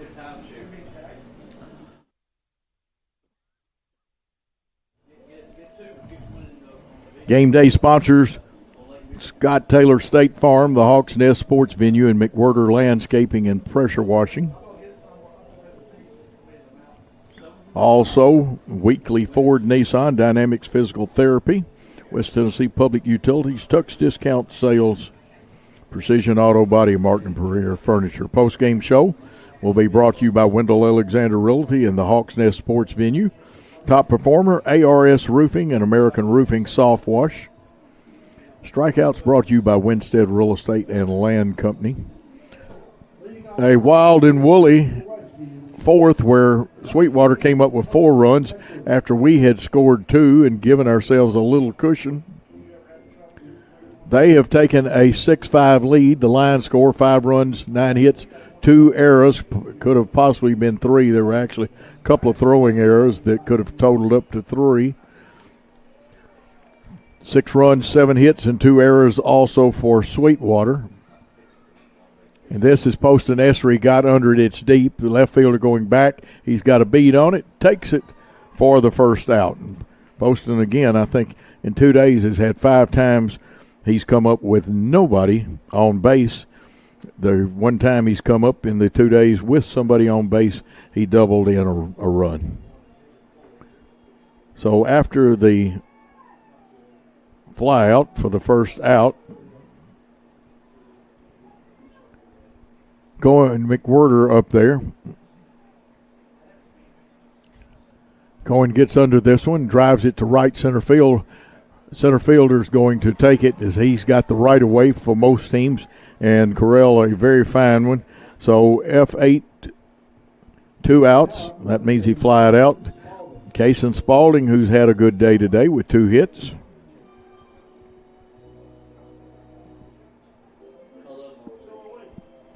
We're making life easy. You need to take a little time, and Spalding stayed out. Very smart move on his part. Give your pitcher a breather, even though McEwen doesn't bat and run the bases. That one a strike.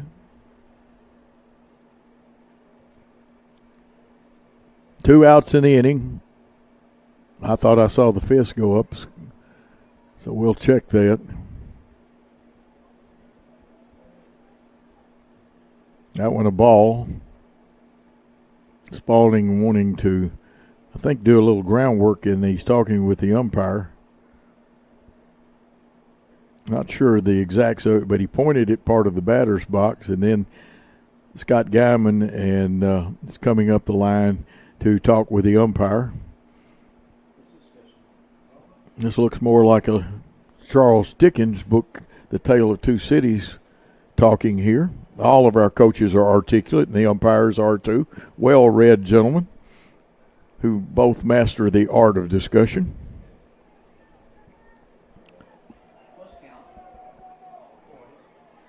Now, Sweetwater wants to question things.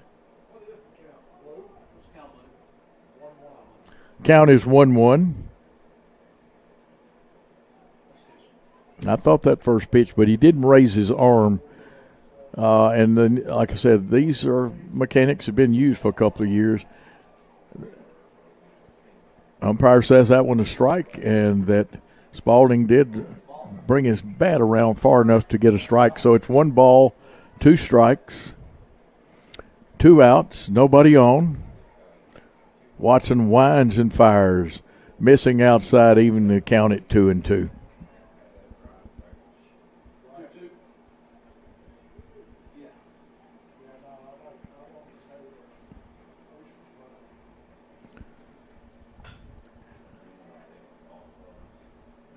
To the shortstop, and the runner is gunned down at first. No runs, no hits, no errors, no one left on base. And at the end of 4 1/2 innings of play, Sweetwater 6, Westview 5. We'll be back after these important messages on Sports 731 Network.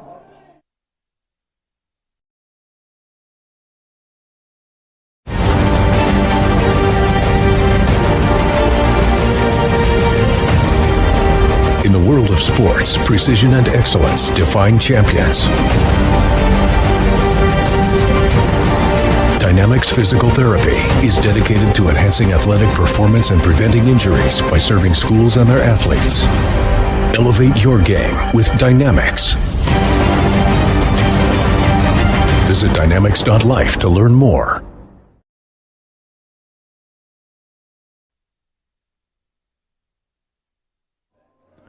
Back for the bottom of the 5th. Sweetwater with that 1-run lead. Miles McEwen returns to the mound. Coming into this inning, he's gone 4 innings, giving up 7 hits, 6 runs, but only 2 of them earned runs. He struck out 2, walked none. On 53 pitches, 39 of them were strikes. He's faced 21 batters. Hear a little Blues Brothers music. Love the music. They got a great scoreboard here at Riverdale's ballpark. And I would say it's probably the biggest one around in this area. They informed us last night that it's bigger than Siegel's scoreboard, which they have a nice one, but this one even a little bigger. And coming up to hit is number 7. That is Bryson Bono. He swings on the first pitch and misses.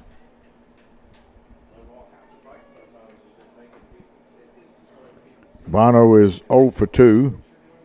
He does have an RBI, though. Swung on and missed, so a quick 2-strike count.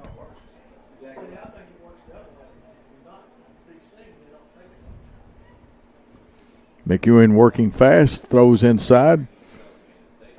It's a ball, 1-2.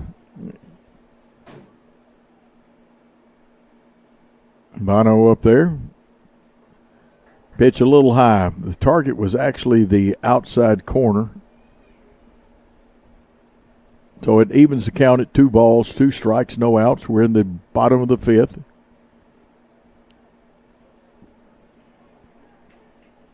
Goes 3-2 now.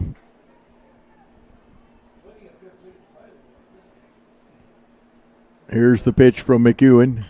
Drilled, it'll be a base hit. Now the question is, will it get to the wall? Dameron gets over there, but kind of lost his footing, and it'll be a double standing up.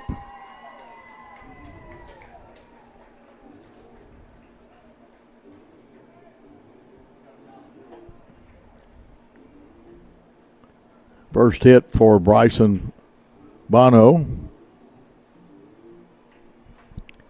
Scott Gammon coming out to the mound.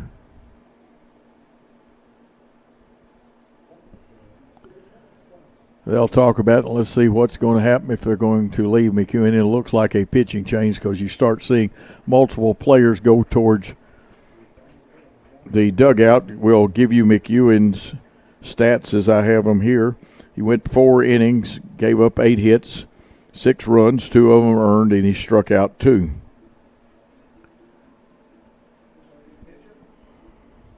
So a new pitcher is on.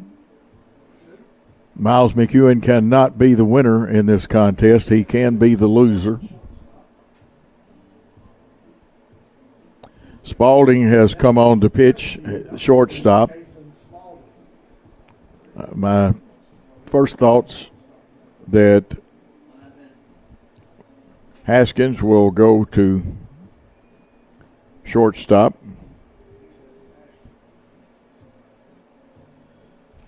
Hattler may come in. We'll check all this to make sure it's exact.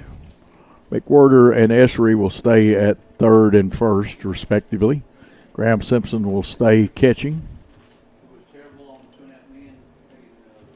That looks like Hattler has come into the infield, so Hattler will now be at second base. We'll check and see who has gone to right field. Ashton Brown will be the hitter. We'll see if he's bunting. A lot of discussion from the coaching staff right now, third base coach and the head coach to Ashton Brown, and he may be bunting to get an insurance run over to third. Makes it a lot easier to score from third. There's so many ways that you can score from third: pass ball, wild pitch, error, or a base hit. Kason Spalding. And we'll see who came into right field in just a moment.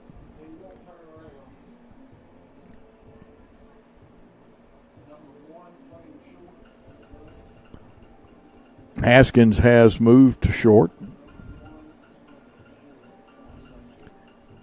And I don't know if that is wide out there in right now.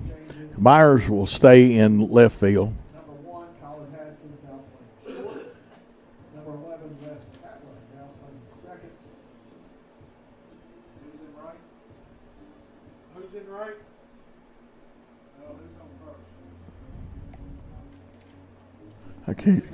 I can't see the number, and that's far enough away I don't know. It's probably Easton White, but I don't know for sure if it's Easton.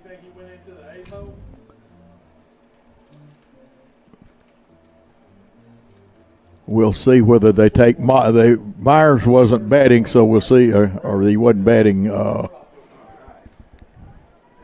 Dean, I can't see a number on him out there, and I know you can't without your glasses. We are still trying to figure out who has gone into right field. It could be Easton White. The guys were asking me, and you got in on some inside press box discussion. Ashton Brown at the plate, and he is hitting away, and it's a high Baltimore chop, is what they used to call him. We got a runner at second. No outs. And the game changer says that I'm probably right with Easton White. He didn't have his back turned to us, and the numbers are bigger, the little numbers on the front. Here's one off of Essery's glove and a ricochet off Hatler's glove, and there will be runners at first and third as they hold the runner up. An unusual play. It hit off of Essery's glove, then it hit off Hatler's glove and got into the outfield and returned very quickly to the infield. And that is Easton White, definitely now. I saw the 12 on the back of his jersey. So runners at first and third. Brown on with that single.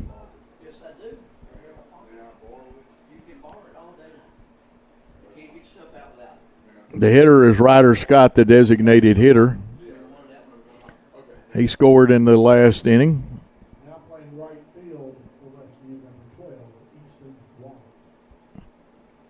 Easton White, a great defensive player out there. Scott 0 for 2, but has scored that run. There's a pickoff attempt at first. Bono holding at third. Another pickoff attempt, making him dive, trying to get the Sweetwater team to show their strategy. Don't know whether we've got a play on to throw to first, to back to the pitcher, throw through, or nothing. It doesn't matter because there's a base hit in the hole. McWhirter goes for it, but lost his footing a little bit, and another run has scored for Sweetwater. Base hit for Scott, his first. Now, number 14, Nolan Dacus. The first baseman wearing number 14, Nolan Dacus, comes up there. Nolan scored back in that fourth inning.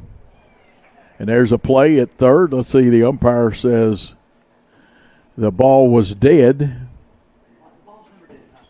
They'll make the runners return. Thought the ball was dead. They had given the sign for it. And they'll make the runners return to first and second.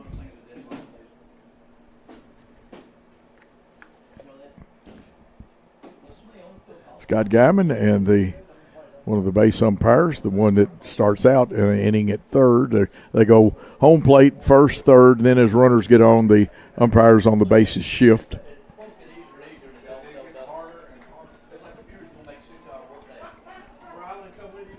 Not today.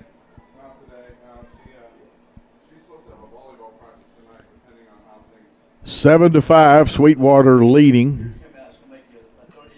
This one popped up high. Infield fly rule in effect. The batter automatically out as Haskins. Colin Haskins takes it. But the batter was out, and the runners advance at their own risk on that one. Brings up Will Watson in a position to help his cause with one out. He's now pitching, came in relief. He stands to be the winner at this point in the game, but there's still the 6th and 7th innings to play. Crowding the plate, got those feet right on the chalk line on the inside. A nice pitch, curves in there. It was low at the knees, but a strike.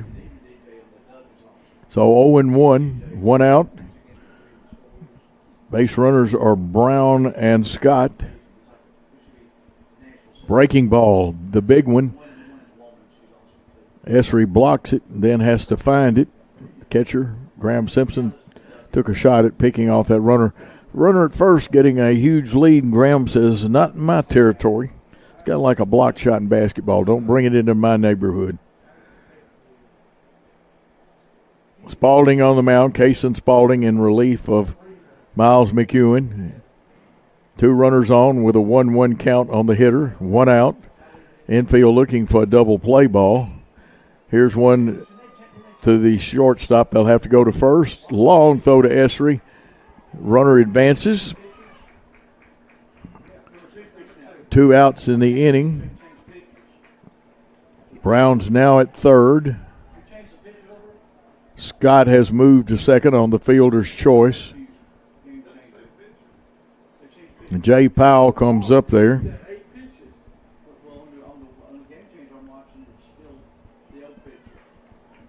Again, some discussion, but the runner is out at first base.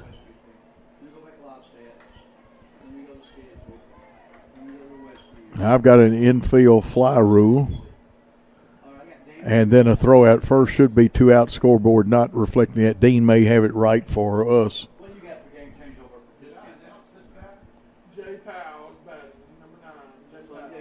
Jay Powell up there. At bat number 9, Jackson Powell. That's what's wrong. They changed the time. What's the count? But Dykus popped out to the shortstop on the infield fly rule. And then Watson grounded out at first. What happened is when right back in game changer, it started back in a low batter. It's got to catch up. It's got to catch up. I got Simpson back now. Scott at second. Who you got batting? How many pitches you got? Brown at third with, I've still got 2 outs. And like I said, there was the pop-up on the infield fly rule and then the ground out. Here's one drill to McWhirter. Picks up a low one, and it stayed low. Over to first. That'll end the inning. So McWhirter ends that inning, but one big important run when Bryson Bono scored, picked up. It's 7-5. Sweetwater leading Westview. We'll take a timeout on the Sports 731 Network. Skyhawk Rentals offers a versatile management style covering both residential and commercial properties, as well as offering combined sales and property management services. If you're an owner looking to address your real estate and property management needs, we're it. If you're a tenant in need of an affordable space to live and work, we'll help you find your nest. As the largest property management company in the area, we'll work hard to meet your needs and provide superior customer service. To find out more, call Skyhawk Rentals at 731-587-2937 or stop by 224 South Lindell Street today. Ready to transform the heart of your home? Come to Tux in Martin, Tennessee.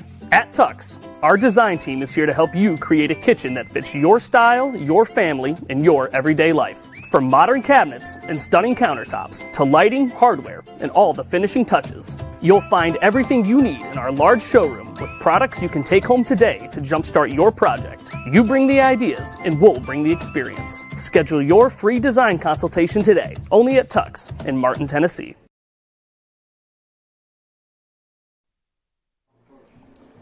We're broadcasting live from the Winstead Real Estate and Land Company broadcast booth. This is Charger Baseball on Sports 731 Network and the Westview Athletic Facebook page.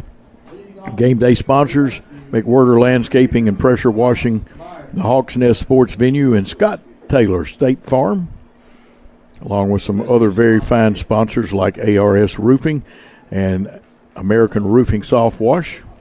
Leading off will be Thomas Myers. He singled and walked today, scored a run. Westview needing base runners, trailing by 2 here in the top of the 6th. Will Watson on the mound for them, they being the Wildcats of Sweetwater. Watson has gone 4.2 innings. Those are dandy curveball for a strike. He's given up 5 hits, 2 runs, 1 of them earned, 2 base on balls, 1 strikeout. That pitch low.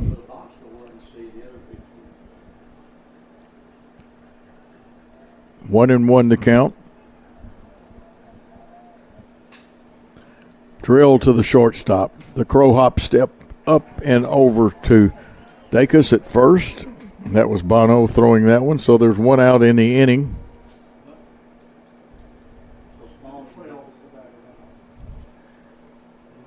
And this will be Easton White, as when he came in the game, he came in for the designated hitter Max Mobley.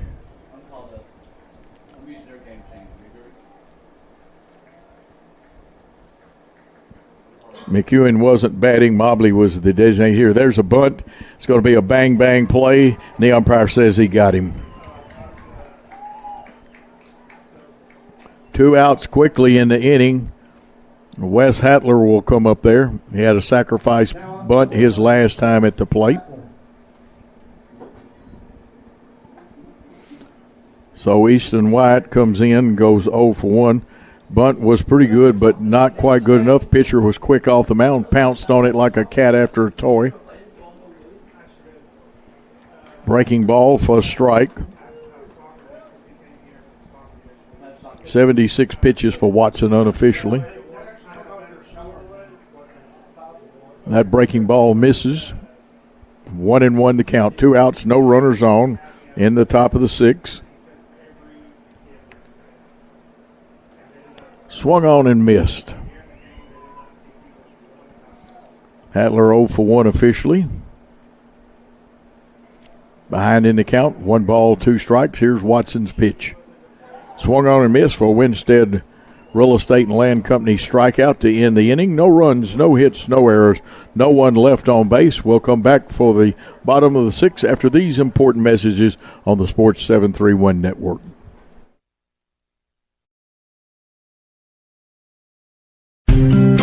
Cold mornings, hot showers. Wet jeans, warm dryers. West Tennessee Public Utility District has you covered with natural gas water heaters and dryers for sale. No big box chaos, just local, reliable, energy-saving comfort. Call 731-986-8289 to find your perfect match. WTPUD, where comfort meets community.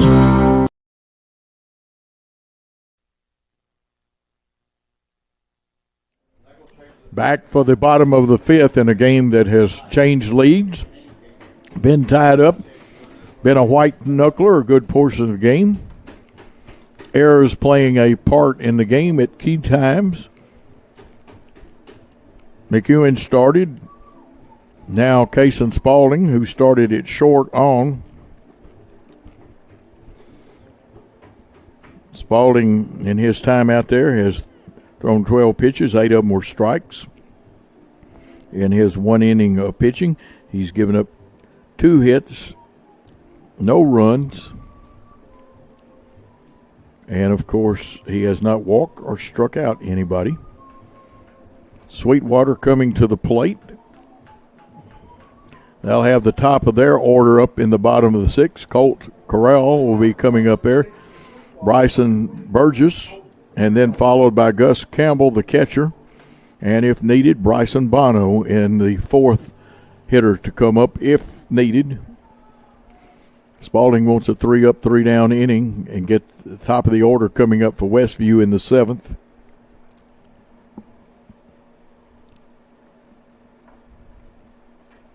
Pitch high and outside.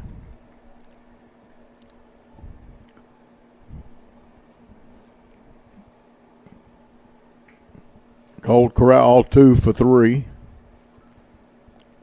That one plunked him in the foot. So he's on here in the 6th. Hit by pitch. Brings up Burgess. Corral has scored 2 times. Burgess has scored once in this game. Burgess also 2 for 3 with 1 run scored. He has an RBI.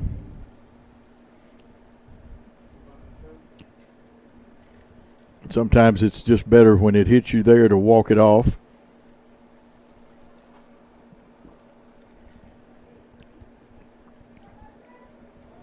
He's going to stay in the game and run there at first. Pick off, and they got him. Picked off, a great move by Spalding. 1 out in the inning.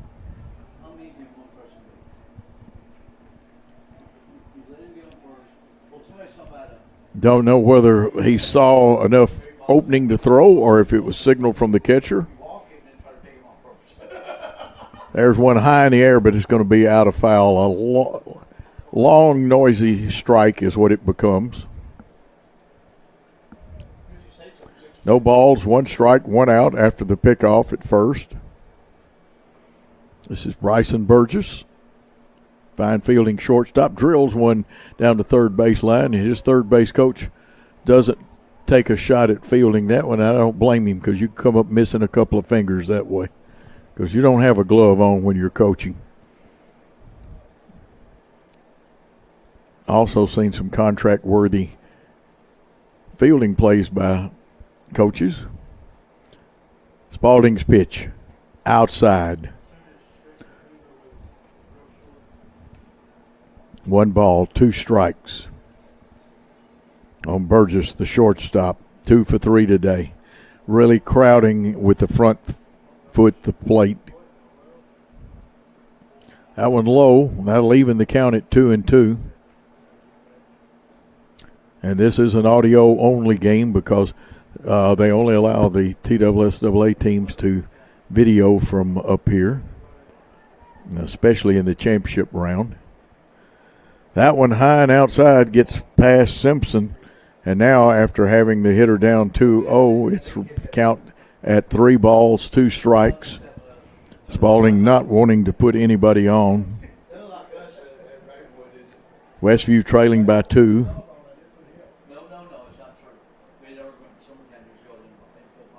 Been a fun game, but a different one popped up. Mile high. Christopher Dameron's going to get under it after it comes down. I'm surprised that one didn't bring some of that rain that's due here later in the day. But there's 2 outs in the inning after Dameron camped under that one. Gus Campbell coming up there. Campbell 1 for 3 with an RBI today. Has caught a good game for his Sweetwater Wildcats. Chargers like to get through with this inning, get that top of the order up there and get at least 2. And again, that one comes through the mitt. Sometimes that particular brake hinge mitt, if you hit it in the right spot, it will come over the edge of it.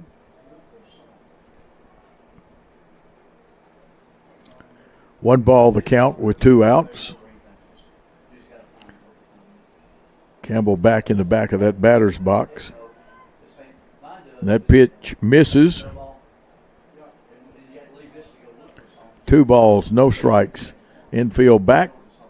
Nobody on. Straight away in the outfield. 2-0 pitch. Got that corner. 2-1.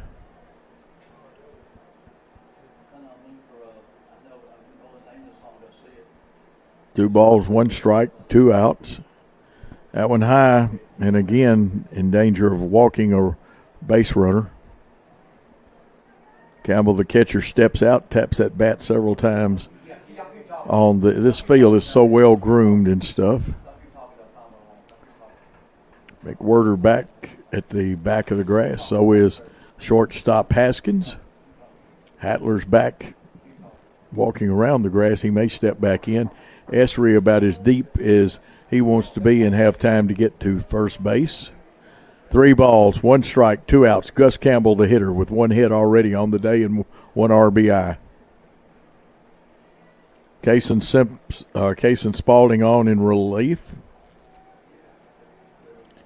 Wants a strike here, winds, fires, and he got one. He painted that outside corner.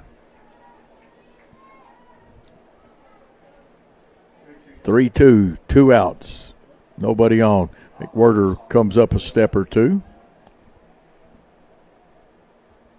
And sometimes your positioning is directed by it takes too long on the mound, and stepping out is Campbell. From the bench, they'll adjust you to play certain pitches certain ways. It looks like going to be the same pitch. This one hit foul, and reaching out and protecting the plate was Gus Campbell. That's one of those borderline ones that could have gone either way. He was wise to foul it off.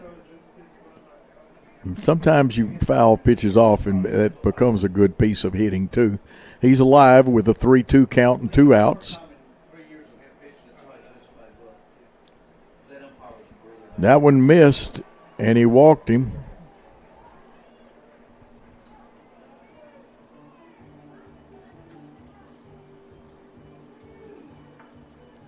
That brings up Bryson Bono, the shortstop. He scored back in the 5th.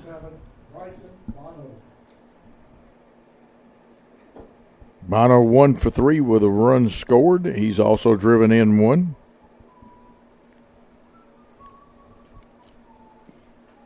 Slightly closed stance from the back of the box, and the pitch is outside and away.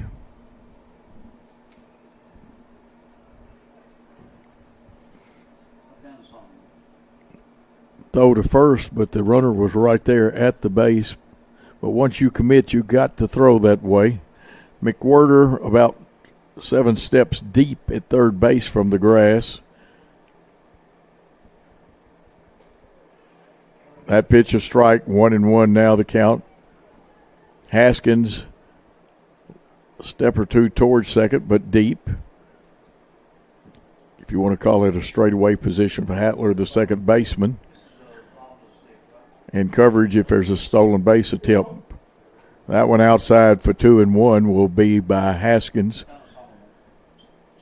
Outfield, about normal depth for this hitter and straight away.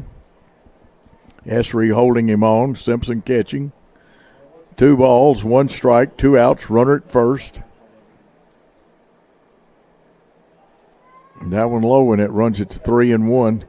The 30-game winner, Dizzy Dean, Hall of Famer, later broadcast with Pee Wee Reese on the CBS Game of the Week. There's the throw to first, keeping the runner honest at 3-1. Said, those bases on balls, and they will. Bases on balls and errors do more damage than anything because they get good hitters back up to the plate, put runners in scoring position. The 3-1 pitch. Swung on and foul tipped. Held on to there, but it's now 3-2. The runner will be going with the pitch. He'll make sure that it's out of Spalding's hand. I've seen runners picked off, and Spalding had the same idea. He thought he might catch the runner at first leaning a little bit. 3-2 pitch. Spalding checks the runner with a full turn. Draws the foot back, comes to the plate. The runner going, it's a high chopper. McWhirter on the short hop, feels it, throws it offline, and the 8th run of the game will come in. And we'll see if it's a 2-base error or what it is. But running, it's 8-5. And we'll see how that one is scored. Up next, number 31, Ashton Brown. Ashton Brown comes up there. Spalding now 32 pitches. He's given up a run there. Check the baseball for a cut. And it is an error, so no RBI scored.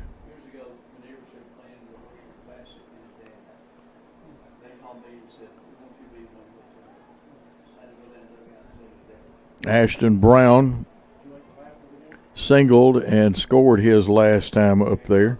He's 1 for 3. No, he did not score. Look, I always go to my scorebook. Brown really crowding with that front foot, the plate area. Spalding taking his time. A little surprised Brown didn't step out, but 1 strike count, 2 outs, runner at second. Dandy breaking ball. 0-2. Spalding wants to get out of this without any further damage. At this point, Westview will need 3 runs in the top of the 7th just to tie it up.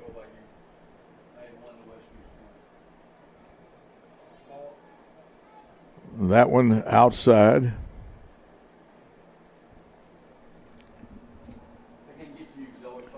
One ball, 2 strikes, 2 outs. Bonneau, the runner at second. Brown, the hitter, started this game. He cannot be the loser now, but he can't be the winner either. And that got him on a Winstead Real Estate and Land Company strikeout for the 3rd out of the inning. But 1 big run was picked up. The line score, 8 runs now, 10 hits, 2 errors. And, of course, 5 for the Westview Chargers. Will be back on Sports 731 after this timeout.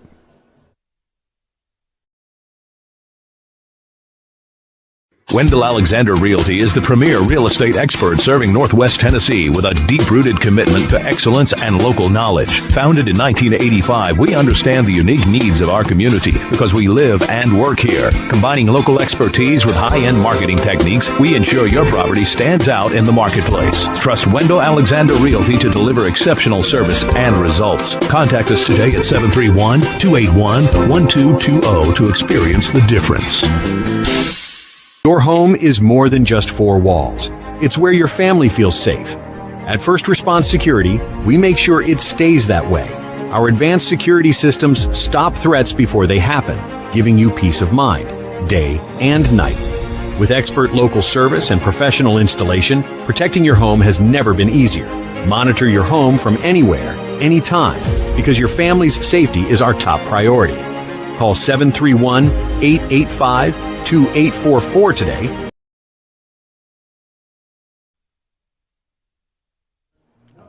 Well, this inning, we're in the top of the seventh. We'll seal the fate for one of these two teams, where one will go home, one will advance. From the Winstead Real Estate and Land Company broadcast booth and center, Charger Baseball on Sports 731, the Westview Charger Athletic page. It is audio. We'll tell you about our sponsors in just a moment. 5 runs, 9 hits, and 3 errors. Those 3 errors costly. There's a breaking ball that bends in for a strike.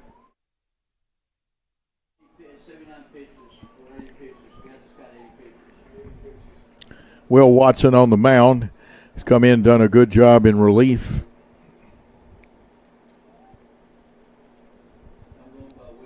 Giving up 2 runs is all he's given up. The 3 runs were given up by the starter, Ashton Brown. That pitch misses.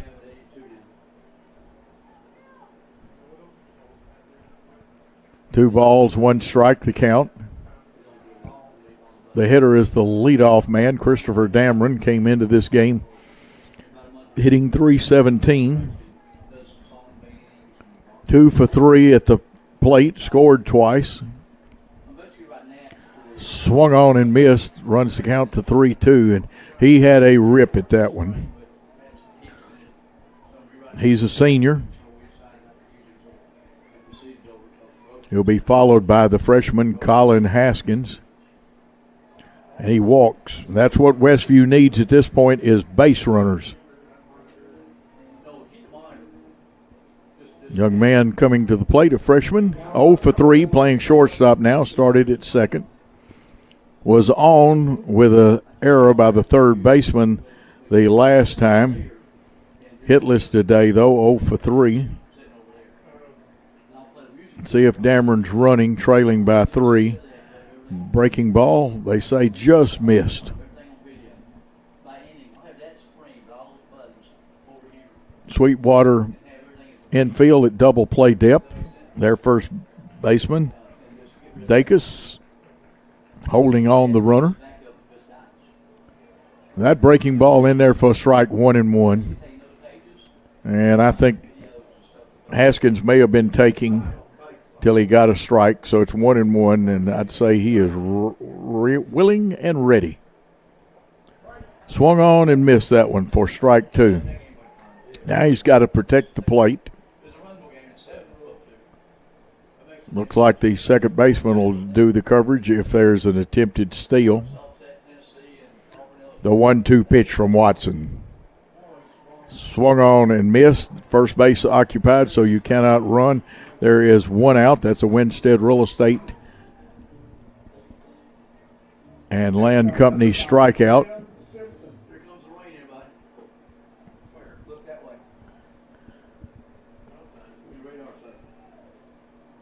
Coming up there, the catcher, Graham Simpson, who had a big double and scored and got an RBI back in the first. Simpson's 1 for 3, needing to get on base by hook or crook any way possible. That pitch high. One of my former color men used to say, by any means necessary. That color man liked people to throw themselves in front of a pitch to get hit. Dameron's going. He's gone. He's safe. Sliding in there, and that young man slides hard. I think I'd hate to get hit by him in football, and he will be going to UTM to play. So a runner at second, one out. 2-ball count. Graham Simpson steps out. There's a balk called. That balk will put the runner Dameron on at third. The only thing is Sweetwater is not concerned with Dameron's run. It would only make it 8-6. They're more concerned about the man at the plate getting on. That pitch high. Simpson, a good hitter, came in batting over 360. Hasn't hit a home run this year, but fans, he's got the power and is very capable to hit one. Good RBI man, has 20-plus RBIs. He takes a pitch, and he was taking all the way. So it's 3 balls, 1 strike. Dameron at third. Sweetwater will give up the run for the out. And he walked him. So runners at first and third after the walk. Simpson, a good base runner. Of course, by the time you get to the end of the game as a catcher, your legs are tired and you're a little nicked up. Very good RBI man, one of the better hitters, won the District Hitter of the Year award. Poston Esri, the first baseman, comes up there. He's 1 for 3, had a double and scored back in that first inning. Poston just looking for a pitch that he can turn on. Here's the Simpson, didn't even have to dive or anything. He was so close that just one, not even a long step, got him back to the base. That was an attempted pickoff move without throwing it. You step off the rubber, go and step towards third, and then turn around. That pitch low and away for ball 1. And I honestly believe, unless they've given Esri the green light, tying run at the plate, and there goes Simpson. And there's a strike. It's 1-1, but that's catcher's indifference there.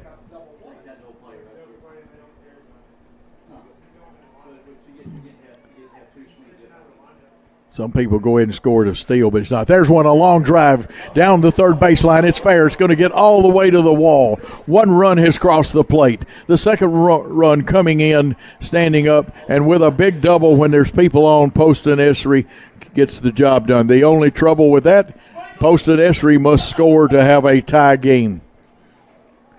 But Esri with a big-time double.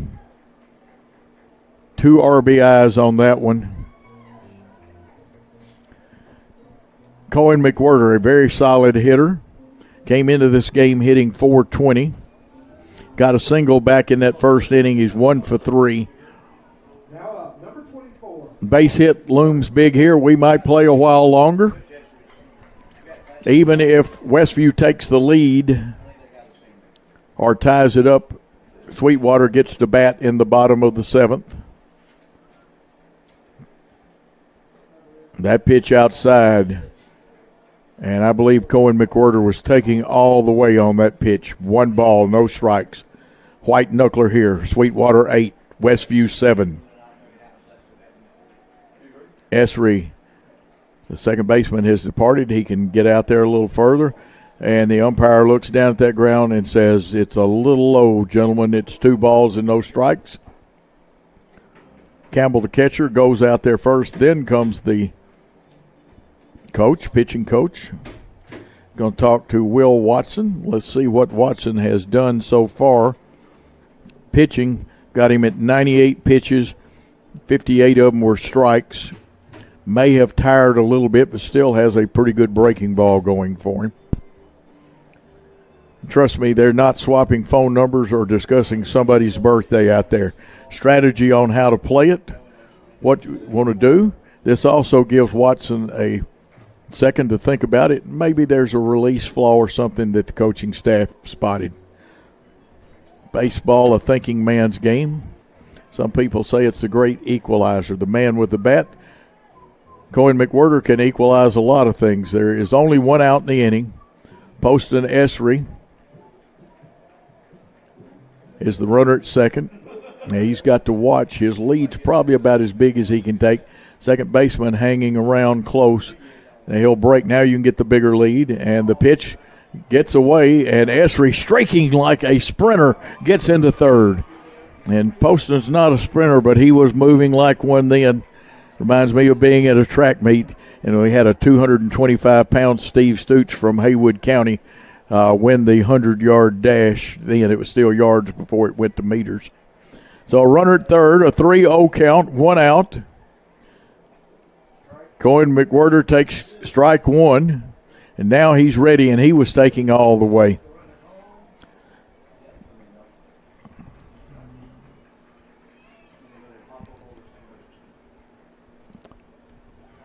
He walked him first and third. Let's see if Esri gets a chance to score. Scott Guyman plays an aggressive game. He's a very good coach, and he knows strategy and watches it well. He knows his base runners. Could have on the first or second pitch McWhirter try to steal and draw a throw of some time. Spalding up there. I have a feeling they'll either have a play on to throw it short and try to catch somebody off guard or just have catcher's indifference. Spalding, the hitter, steps out of there. Spalding 2 for 3 on the day. Has a chance to help himself. He's pitching in relief of McEwen right now. 8-7. Sweetwater leads. Infield at double play depth. There's that one has to develop a little quicker. They have the step-off move. You step back, then step towards third, and then you check first out. Watson did the right thing holding it because he wasn't going to get anybody then. They do it again, and they've got a runner, but they threw it too high, almost threw it away. And Dacus needs to be given an award by his team for saving a run right then. Great job by the first baseman on that. That time kind of caught. Cohen wants to get in scoring position, but you got to be careful. Trailing by 1 with 1 out. Spalding the hitter, and he's going. And they're not going to throw through. That's catcher's indifference. It was a strike on the breaking ball. So an 0-1 count now.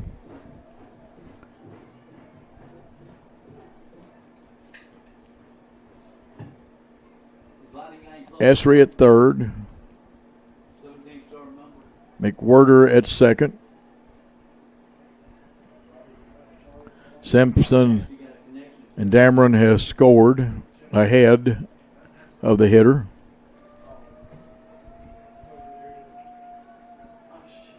That one time, that's no pitch.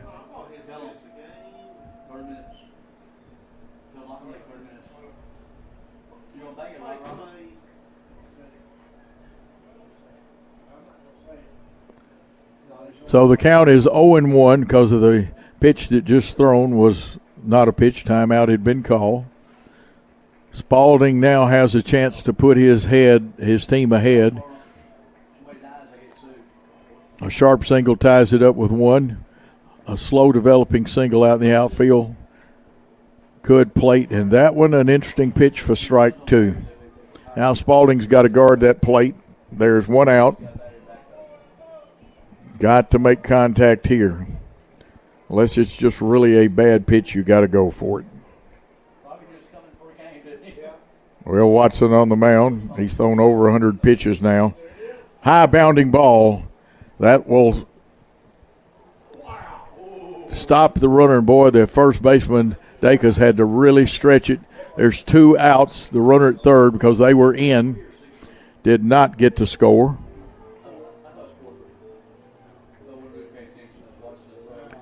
Two outs in the inning.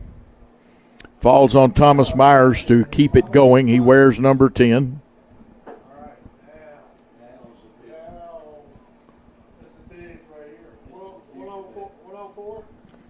$104 pitches, 120 is the limit, but there's 2 outs. Myers hit a home run last night. He's had a hit today, I believe. We'll check it and make sure.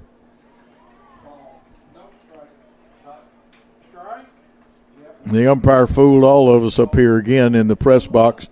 Kind of a slow showing of the mechanics. Myers 1 for 2. He's in the hole 0-1, though. 2 outs, infield back.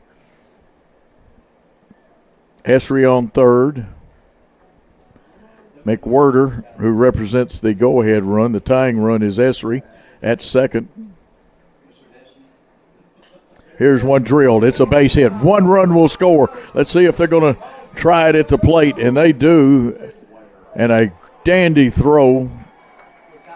But it is a tie ball game at 8 as Thomas Myers again delivers the big hit, RBI.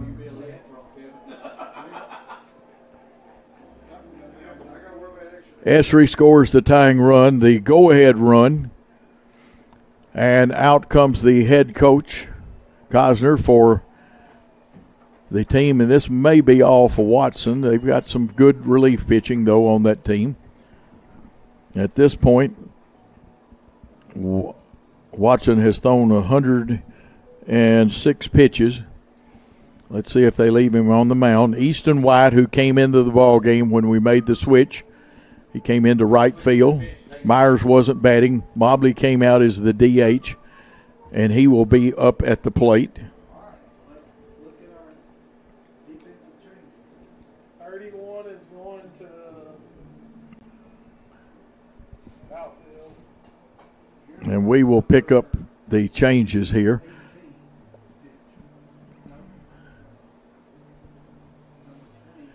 And he has pitched some good games this year. Colt Correll will come on to pitch.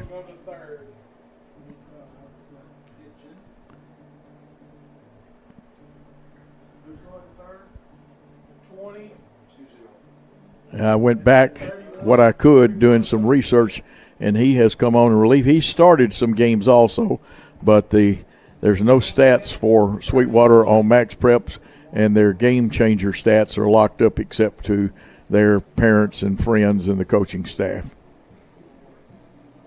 He's a left-hander, which will be a change from the right-hander. White coming up to the plate.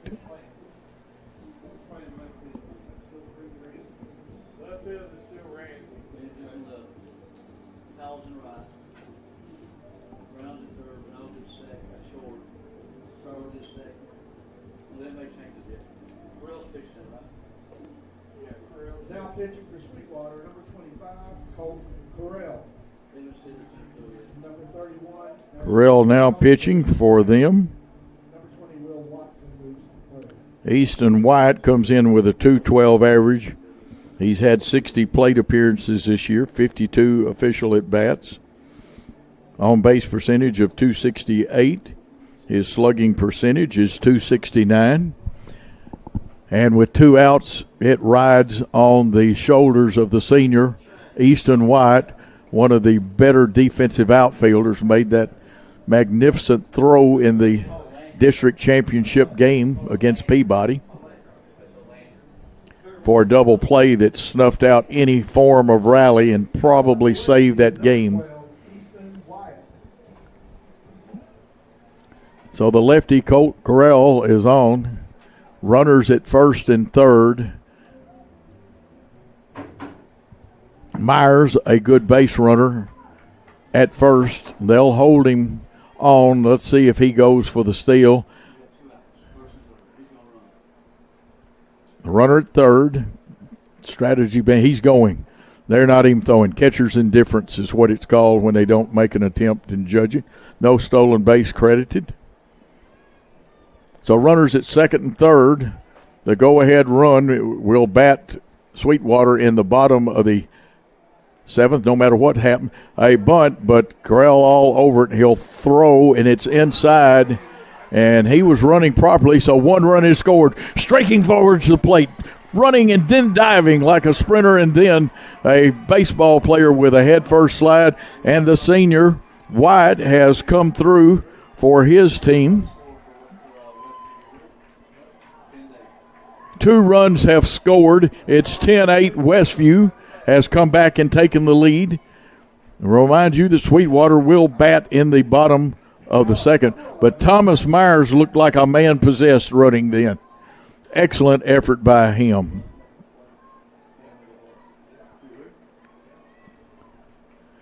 Runner at first being held on now.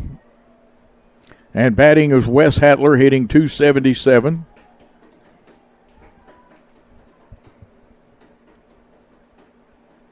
Correll's pitch drilled but foul down the right field line. It'll get out of play. Healthy foul territory area here at Riverdale's field. But that one got over the fence. But the wrong fence, is one of my color men used to say. 10-8 the score.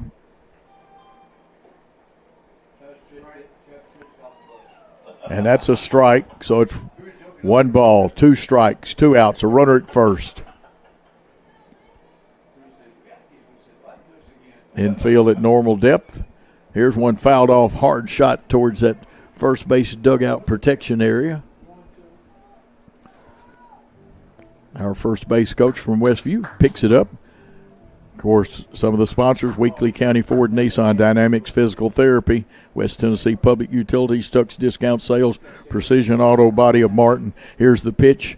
Curveball. Got him. Struck him out for the 3rd out. But now it is 10-8. Westview leading Sweetwater. We'll come back for the bottom of the 7th after this.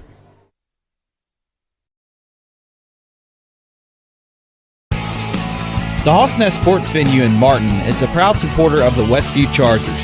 The Hawks Nest is the place to be to catch all your favorite games and sporting events. From Wing Wednesday to weekend karaoke and live entertainment, the Hawks Nest Sports Venue is the best hangout in Martin. For a weekly lineup of events and specials, check them out on Facebook at The Hawks Nest or stop by 105 Church Street in Martin. The Hawks Nest Sports Venue, proud supporter of Charger Athletics. Go Chargers!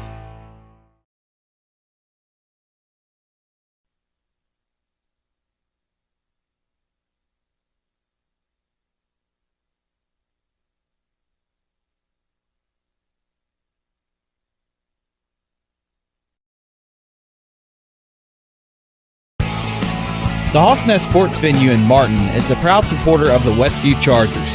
The Hawks Nest is the place to be to catch all your favorite games and sporting events. From Wing Wednesday to weekend karaoke and live entertainment, the Hawks Nest Sports Venue is the best hangout in Martin. For a weekly lineup of events and specials, check them out on Facebook at The Hawks Nest or stop by 105 Church Street in Martin. The Hawks Nest Sports Venue, proud supporter of Charger Athletics. Go Chargers!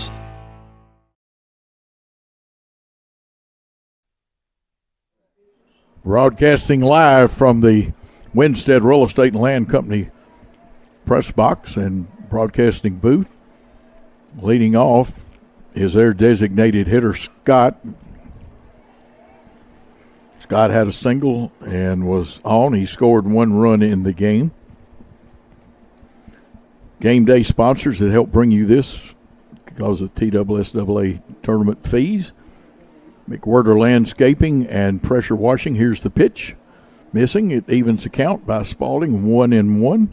Also, game day sponsors the Hawks Nest Sports Venue and Scott Taylor State Farm. Post-game show, Wendell Alexander Realty and the Hawks Nest Sports Venue. There's a strike for 1-2 count. Some fans getting excited about every strike that's thrown. That's the way to do it, and lots of enthusiasm. Evens count 2-2. Takes 2 runs for Sweetwater to tie it, 3 to win it. You don't want to put people on, so I would say Spalding will be throwing what he feels like is his best pitch right here on the 2-2 count. Infield at normal depth, straight away in the outfield. Swung on and missed for Winstead Real Estate and Land Company strikeout. There's 1 out here in the 7th. Nolan Dacus coming up there, the first baseman who made a couple of outstanding stops over there at first on errant throws. Dacus 1 for 3, right-handed hitter. McWhirter deeper than he plays a lot of times. That breaking ball got away, so it's ball 1. Again, you don't want to walk anybody. On deck hitter, Will Watson up there. Watson was relieved by Carell in the top of the 7th, but he still stands, I believe, to be the loser as one of the hitters against him. That one looked like a strike, and the umpire only gave us a short flip with his mechanics. So we're going to call it 1-1 with 1 out against a very good hitter. Breaking ball. Got that inside corner. That one kind of backdoored him a little bit. 1 ball, 2 strikes. Nolan Dacus, the hitter. The pitcher, Kason Spaulding, started at shortstop and relieved. Could be the winning pitcher. He's the pitcher of record for Westview as of now. That one missing. 2 balls, 2 strikes. 1 out.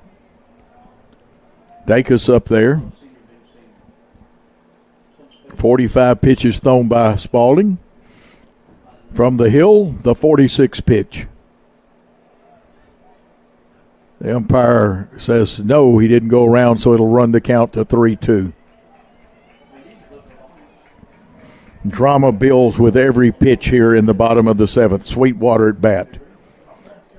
Their first baseman, who's 1 for 3 but has played an outstanding game. Don't forget top performers, ARS Roofing and American Roofing Soft Wash. Walked him, and that is what you want to avoid. You do not want to put people on. So with 1 runner on, Will Watson comes up to the plate. He's been hit by a pitch. He's singled and been on with a fielder's choice. Jay Powell is on deck. Watson can help his cause because he would be the pitcher of record for Sweetwater if they don't tie it up or win the thing.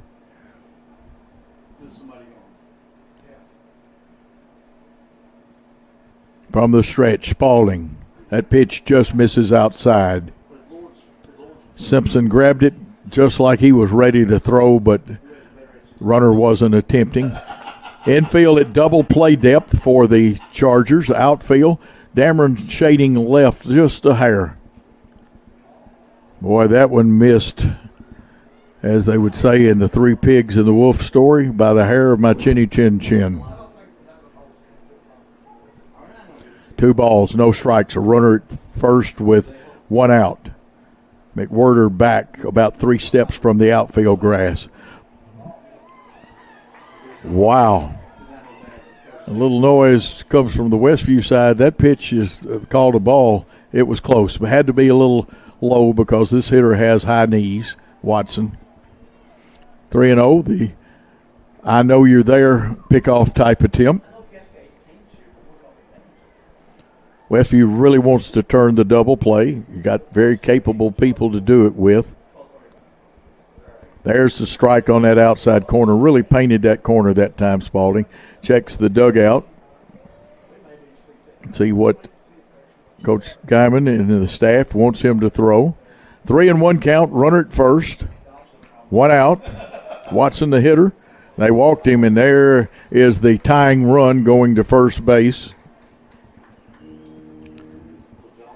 He's walked and been hit by a pitch, has a single. Watson scored, and that'll bring up Powell, Jay Powell, the right fielder. Scott Guyman calls time and says, I need to converse with my pitcher.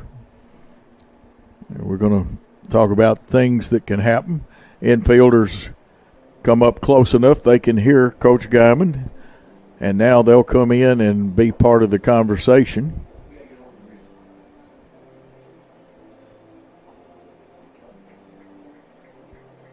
Essery heads back to first base. Haskins has some words for his cohort, Spaulding. Jay Powell up there, runners at first and second. Westview really looking, and other than the first baseman up on the grass, the other 3 infielders are at double play depth. 1 out in the inning. Jay Powell, the right fielder, swung on and missed for strike 1. Powell 0 for 3, but he had a rip on it. No ball, 1 strike count. 2 runners on. Dacus at second. Watson at first. There's the pitch. And the umpire says strike two. Only one out, though. Strikeout would be big, though, right here. Here's the pitch. Got him. Winstead Real Estate and Land Company strike out for the second out. Though this brings back to the plate the top of the order. Colt Correll comes up there. He scored twice today. Picked off back in the sixth.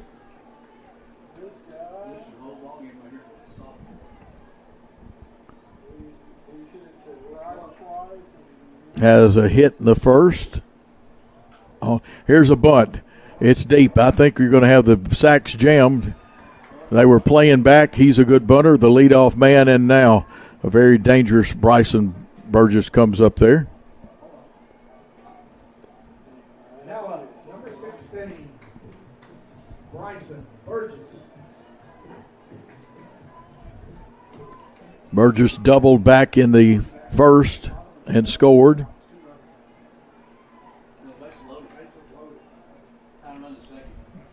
Ducks on the pond. The base is loaded. The number 2 hitter in their lineup up there. That pitch high. The throw close, but no cigar. The Westview team almost picked off the runner at first, which is Correll, who's a good base runner. He's trying to get that extra advantage. He is the winning run in this game. The runner at second, Watson, is the tying run. 1 ball, no strike count. Spalding on the mound, comes to the plate. Ball popped up. Let's see. Esri says, I've got it. He gets there, takes it, and this ball game is over. Westview has come back and won 10-8.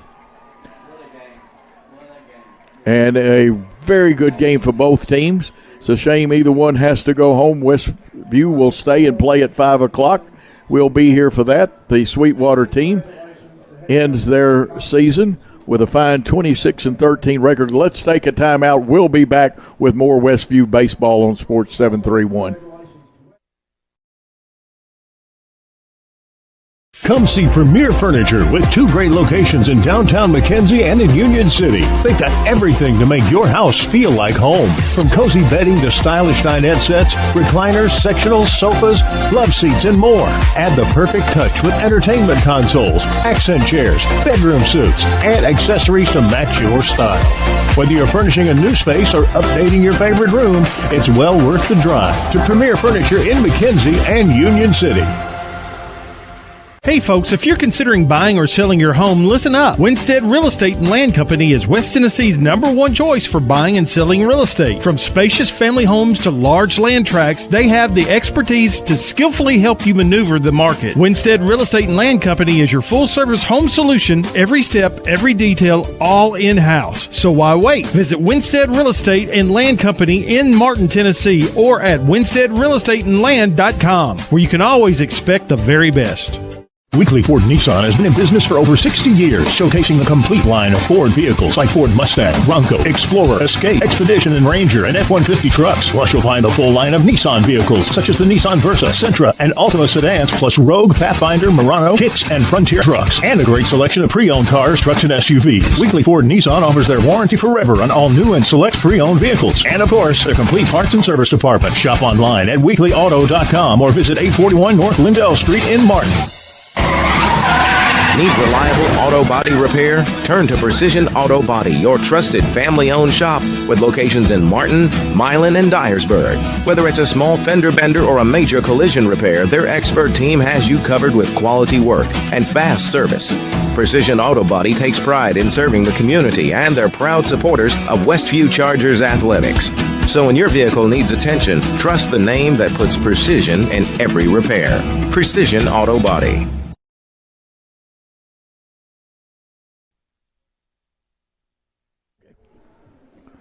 We are back trying to figure up a few stats and some things. A wonderful win. Westview claims win in a thrilling showdown. Both teams had the lead during this game. It was tied at 5. Final score of 10-8. And you couldn't get much better baseball than that, even though there were some errors made. High drama during that game. It turned into a white knuckler. And Westview snatched the lead late in the game at 10-8. Esri put the final out away into his glove. And what a win. We've got to pick a top performer for our sponsors, ARS Roofing and American Roofing Soft Wash post-game show, Wendell Alexander Realty, the Hawks Nest Sports Venue. We're in the Winstead Real Estate and Land Company Broadcast Center, and our game day sponsors helping bring you this were McWhirter Landscaping and Pressure Washing, the Hawks Nest Sports Venue, and Scott Taylor State Farm. We'll give you some of our other sponsors in a moment. Westview snatched the lead late in their 10-8 victory over Sweetwater in today's game. Game was tied at 8, and then an error. There were 2 runs that scored. Westview collected 11 hits. Sweetwater had 11 in this high-scoring game. Of course, Westview got on top in the first inning after Graham Simpson doubled to center field. Esri doubled down the right field line. Cohen McWhirter singled down the right field line, each one scoring 1 run. Sweetwater jumped into the lead in the bottom of the 4th when Jackson Powell grounded out, scoring 1. Colt Correll single, scoring 2 runs. Bryson Burgess single, scoring 1. Westview flipped the game on its head in the top of the 7th to take a 10-8 lead. Biggest blow in the inning was a double by Poston Esri, who could be known as Mr. RBI. Miles McEwen was our first pitcher. He is neither the winner or loser, but pitched fine. A couple of errors hurt his cause. Ashton Brown started off for them. And like we said, 11 hits collected by both teams. Sweetwater had Correll with 3 hits and 4 at-bats. Powell, Riders, Scott, Bono, Campbell, Correll, and Burgess each drove in 1 run for them. Now, again, we owe you in just a second the top performer of the game. And while we're waiting and figuring up a couple of more things, some of our other great sponsors, like the post-game show, Wendell Alexander Realty, starting lineups and first pitch and sponsorship, First Response Security Services, Strikeouts, Winstead Real Estate and Land Company, Skyhawk Rentals, always with us, good people. They bring you the fan cam when we can do video, and today we had to do audio. And, of course, weekly Ford Nissan Dynamics Physical Therapy, West Tennessee Public Utilities, Stuck's Discount Sales, Precision Auto Body of Martin, Premier Furniture, and we will give you a little more about this. First of all, we're supposed to play again at 5 o'clock. There is rain approaching, whether it delays anything or changes anything, but we should take the air about 4:45, barring any weather changing the time frames on this. There's the second game coming up in the winner's bracket today. Cascade and White House Heritage will play the loser of that game. And very quickly, Dameron was 2 for 3. Haskins 1 for 4, and he had a big hit late. Simpson 1 for 3. Esri 2 for 4.